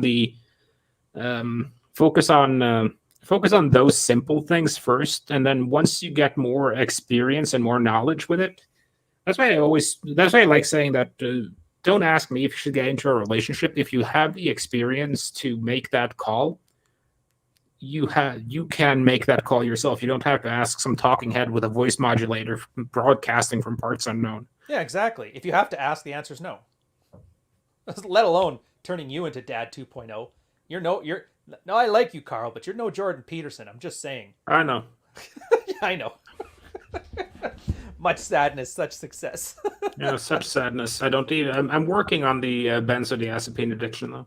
God, I have a hard time pronouncing that one, which really sucks because I wanted to make some good Peterson jokes, but why couldn't you got hooked on like D-ball or something like I can pronounce? Well, at least we know why it was able to stay so calm during that Kathy Newman interview. It's kind of hard not to be calm if you have a fistful of Valium shoved down your gullet. All I'm picturing now when you're saying this is him with like a Charlie Brown t-shirt hearing that trumpet play as she's asking him to clarify his opinions. You know what I want right now? I'd love a lobster. So about the lobsters. Maybe that's why he ended up on the lobster thing. He was just having the munchies after going on meds, and he was like, lobster. Yeah. The daughter's like, I can't let everybody think he's a drug user. I'm just going to act like a total hoe, and I'll totally take the heat off of him. Thanks, babe. Turns out she's like the most benevolent daughter ever for this stuff. Because you kind of have to, well, and also to get back on the topic a little bit, not to cut the Peterson. I always love dunking on Peterson. Yeah. I don't know. That's my favorite thing about being part of the Manosphere now. What's that? We get to play in the Paralympics. We get to play in the Paralympics every Saturday. I like it. I don't know. You know what? I'm an optimist. There's in my head, we were just talking about like boring stocks are the good stocks. The boring skills are the ones that help you out the most. In my head, I have an image of like the sphere turning into something where you would be looked at more like a lawyer than of like a clown show or like a P.T. Barnum or all that stuff. Like literally just a bunch of guys who know their stuff, very boring, straight to the point. That would be nice. Saturday morning cartoons. It would be nice. And I know you need wait. There's never going to be the kind of gatekeeping you need to get there. As soon as you start turning it into like a science or a bar, like as soon as you start adding that rigor to this, it'll totally screw up everything it has. It'll lose its hobbyist elements to it, which is really why it works right now, because every institution's already failed men. So you kind of need tinkerers and hobbyists to get past there because they don't have to worry about losing their job in the manosphere industry, which is cringy as that sounds. Yeah, and the biggest issue, the way I see with that though, is we can only offer like general advice and hypotheticals. Right. Because every kind of social dynamic, every guy is different in a sense. They can have the same problem, but they start from different positions. They have different skills. They have different traits, et cetera, et cetera. And then once you add a girl to the mix, I mean, yeah, they have the same firmware, but their software can widely differ. Mm-hmm. And at that point, we're not sure how those two pieces of software are going to interact together. So we can offer you a general framework to develop an API for it, so you're able to make that work somehow. But we have no idea if that is actually going to work because it has to be tinkered with and kind of adapted to the uses you want out of it. And that's why I like the ultimate goal, the adaptation. Like everybody, even the evolutionary psychology guys that are super into the science, they're like, the fruit flies share the DNA of 8 guys they fucked or whatever it is. Even they agree that the strongest quality to have isn't, do you make 6 figures? It's just adaptability. And that's it for all these guys. Can you observe what's going on around you and make conscious decisions based on that? I call them OODA loops. Observe, orient, decide, and act. And I think that's just like the most important thing. Like, take the general pointers. Like, ideally, if I had a guy who came to me and was like, okay, I haven't been laid in 3 years. Right. What should I do? And it would be like, okay, first of all, take stock of where you are now. Like, are you way out of shape? Do you dress badly? Do you have poor hygiene, et cetera, et cetera? Yeah. Start fixing those things and just get the mystery method and go out and start talking to people. Not even girls, just people. Yep. And then once you're comfortable talking to people, then Trend and Coke works too. But I don't like to encourage people to break the law. And to be fair, you guys, Carl's not just making this up on the spot. If I recall, this is kind of how you've structured gendernomics too. Oh yeah, I was going to throw in the description here, but I haven't done that yet, so I'm going to do that now. Yeah, that's okay. But I was just looking at it from that perspective, and once you have that down, and you can actually go out and talk to people, and you can actually get laid, then you can start being concerned about a relationship. Because the thing I hate the most are like the guys from like the old PUA days who'd come in and be like, "How do I get to this one girl in my life who I want to be with?" Oh, because you can't help those guys. Yeah, you can't help those guys. Well, they don't want to be helped. They want life. They want, and I know it's like cliche at this point to say it's a cheat code, but that's essentially what they want. They want you to enter the code so that they can get exactly what they want without having to change anything. They're asking for magic. Yeah, what we offer here isn't a sniper rifle. What we offer is a punt gun. You basically fire it at a flock of chicks, and hopefully it hits one or two. Yeah. And the type, too. There we go. All right, Carl's book's now in the description. And once you get there, you spin some plates, and you figure out where you want to go from there. And once you get there, you can actually move forward. Mm-hmm. And it's, the one thing, too, I love this. I was going through old Archwinger stuff, too, because I'm building the On Point series, and there was something he brought up that was really good. So a lot of people argue, is this red pill stuff true? I don't like the idea of truth. I like it as being, is it useful? Is it utility? If I tell you the moon's made out of cheese and you go work out, then fuck it, it's made out of Gouda. But what if, and this is a good thing, too, what if the whole purpose of it isn't to become more attractive across the board, but to become more attractive with a specific kind of girl? And specific kind of girl is general broad strokes, sexually available, pleasant company, and monogamous to the extent that you want to invest in her, or at least capable of it. Even a plate, you're like, yeah, she plays her cards right, whatever. What if the whole point of this isn't so much to make any girl attractive to you, but just to filter for more girls that are like that? Which I'd argue is great too. But then again, that's the other problem that a lot of people see. Like you said, with the sniper game, that's where a lot of the purple pill people or blue pilled or soccer moms, they're always mad. Like, you can't manipulate girls into fucking. It's like, no, you can't. You're right. We're not. What we're trying to do is manipulate you into filtering yourself out of my world. And that's just it. And that's why then you can just read it with a numbers game. 1 out of 100 women are going to want to sleep with you. So I just meet 1,000 women, and I've got a notch count of 10 this year. Yeah, now to take this back to the guy who had like my favorite super chat, like content wise, not money wise. This show, it's the guy who said, the absolutes and the hard rules. Yeah. Because like you have the hard rules to begin with to kind of guide you. So you have the idea that, okay, send one text for every 3 she sends. Only write short texts. Don't write longer than her. Text for logistics only. Yeah, all of those kind of rules. And then once you start to get experience, you can kind of start to ignore some of them. It's like that Picasso reference you had like 4 shows ago, where it's you have to learn how to paint properly first, then you can start breaking rules. Yeah. And that's all it is. Once you understand the underlying meaning behind the rules and what they're trying to accomplish, you take off the training wheels, do what you want. I love that part of it because then that's when you get the.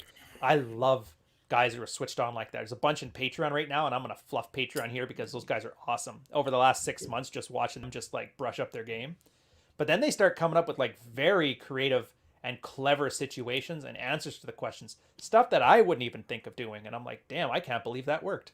Caught me 3 times in this last month where I'm like, as I'm reading, I'm like, yeah, I have a feeling this isn't gonna go right, and at the end, it's like, nope, didn't care, got laid. I'm like, fuck, well done, buddy. It's like a perfect example. Now I'm learning something from these guys, which is awesome.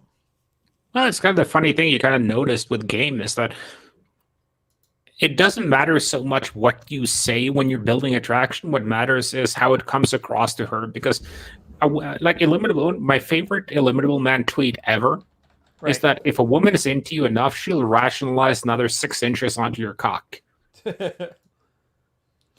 I've seen that from Uncle Vaz, one of the TRP original guys, one of the endorsed guys, where girls only want guys who are 6 foot, but they're so bad at spatial logic. If she's into you, she'll think you're 8'10".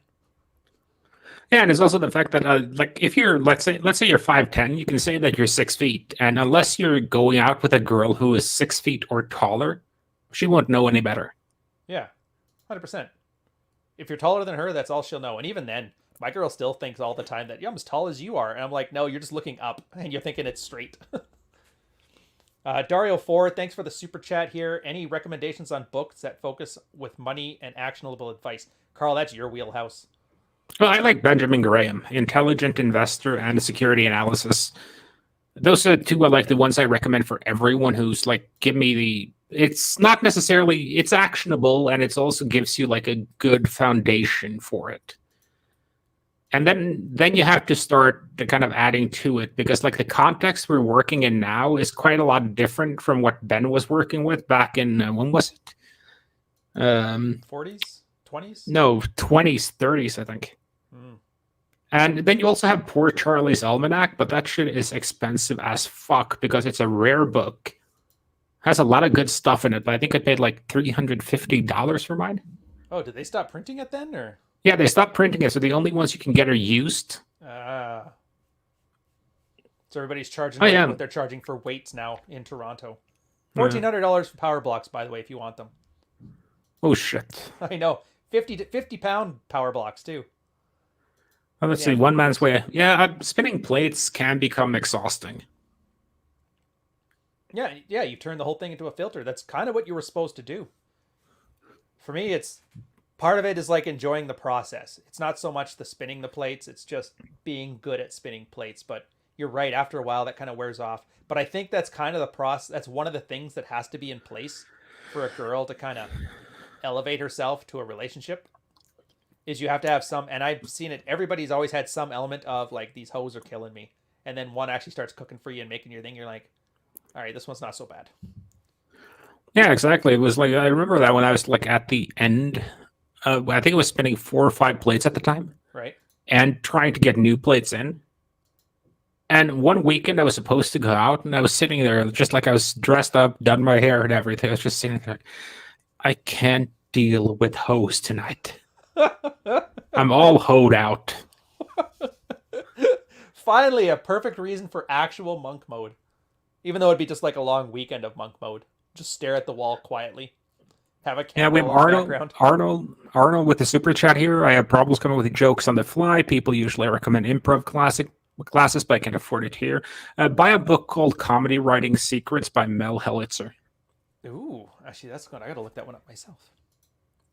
Comedy Writing. It was Secrets. One of David D'Angelo recommended it back in like 2003. Another thing too with jokes you can do, just as practice, observational humor is always going to be a go-to thing. If you can make a connection between something you observe and something absurd, it's good. It's good for practicing. And I wish I could give an example on that one, but yeah, you have to observe something. But that's just kind of it. And I know it sounds like lame humor, like the ones where people are doing that now, like the anti-Trump shit, where it's just like, look at this guy, what a dope, right? And then everybody laughs. It's really shitty humor, but it's still some humor. pointing out things that people don't like so you can laugh at them together. It's an entry level. It's better than Yeah, dad jokes and puns. yeah, it also helps with creating the bubble if you have your own in jokes. Oh yeah, the us versus the world. So Right, like and I have a couple of inside jokes that I use with the girl all the time. yeah. And it's a few things that it's kind of like example, you know the meme with the white girl sitting on the porn couch with like the five black dudes around her? Oh yeah, yeah. I love that one. Yeah, that's one of the in jokes we have going. So just kind of enacting that or just kind of sending memes on that works. It's just kind of an in joke where other people don't get it, but everyone else do. Yeah. And that's good. It's a wonderful way of building rapport. Because that's something special between two people. It's something intimate. And I Yeah, know like it one of sounds my silly because it's just like a meme about five black dudes dicking down a white girl, but you don't get to pick your friends. You don't get to pick your inside jokes either. well, used to have like this one opener I used on Tinder, which I had quite a bit of success with.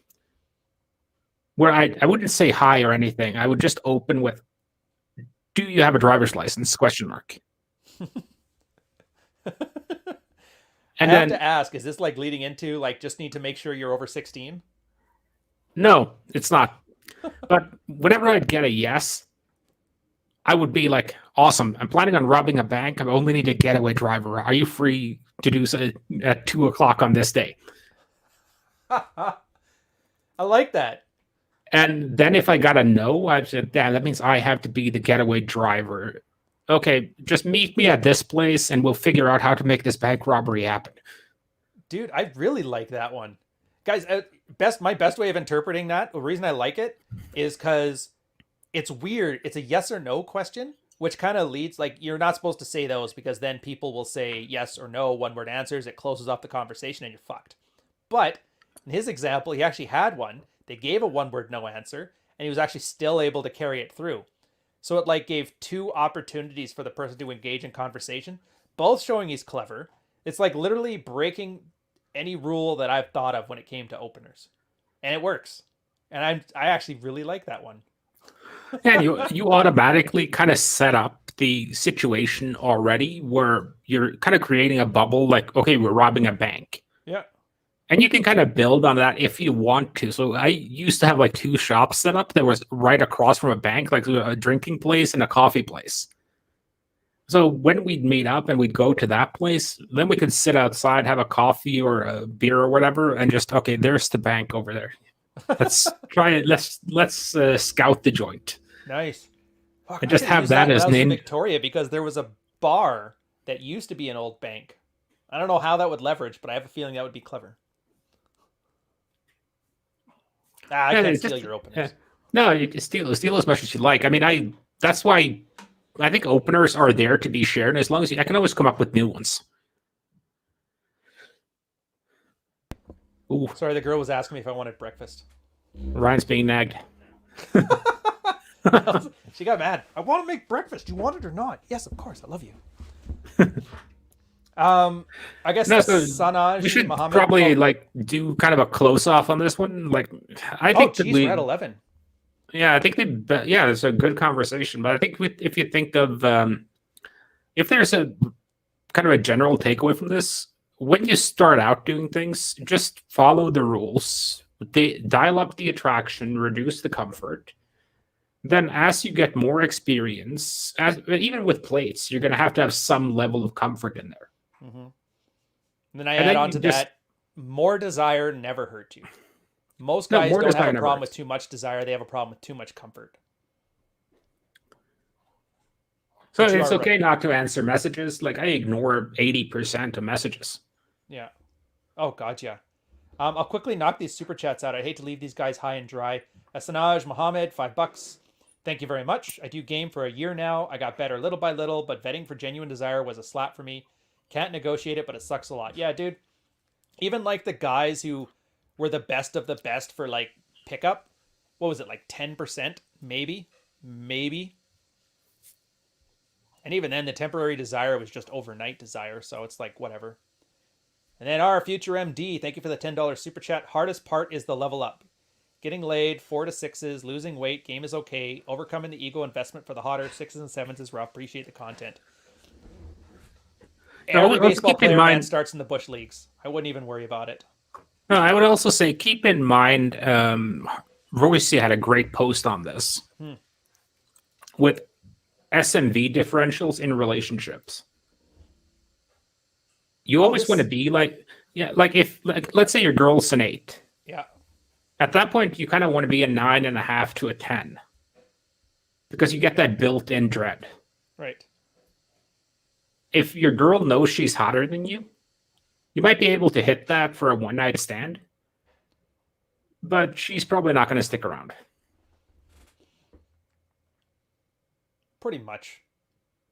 Plus, at the same time, I was just doing the 282 rule, the original Green Lines post from Royce in 2007, and he was saying the beauty of, like, what is it? 2 girls are going to be uglier than you, 8 girls are going to be give or take the same, and 2 girls are going to be hotter. You'll find with the ones that are uglier than you got no problems like pushing the boundaries of game. With the ones that are hotter than you're really good at like having everything on point because they don't put up with many slip ups. And then the 8 that are as average as you, that's just for like fundamental skills and that. And I think it's as true as anything. But hey, you know what? When you got those 6s and you're out the bar hitting on a 7 who's really, really ornery and kind of Karen level bitchy, you're like, yeah, you're hotter than the 6 at home, but not enough for this. It's going to give you a certain measure of aloofness, which will be really nice. Well, and there's a compliment here. Remember when you used to have 30 live viewers, so you've grown. Yeah, we have, but we also, Chesty also has to work more with moderation. Yeah, that is true. To be fair, if we just let unchecked moderation here, it'll probably be 480 guys on right now.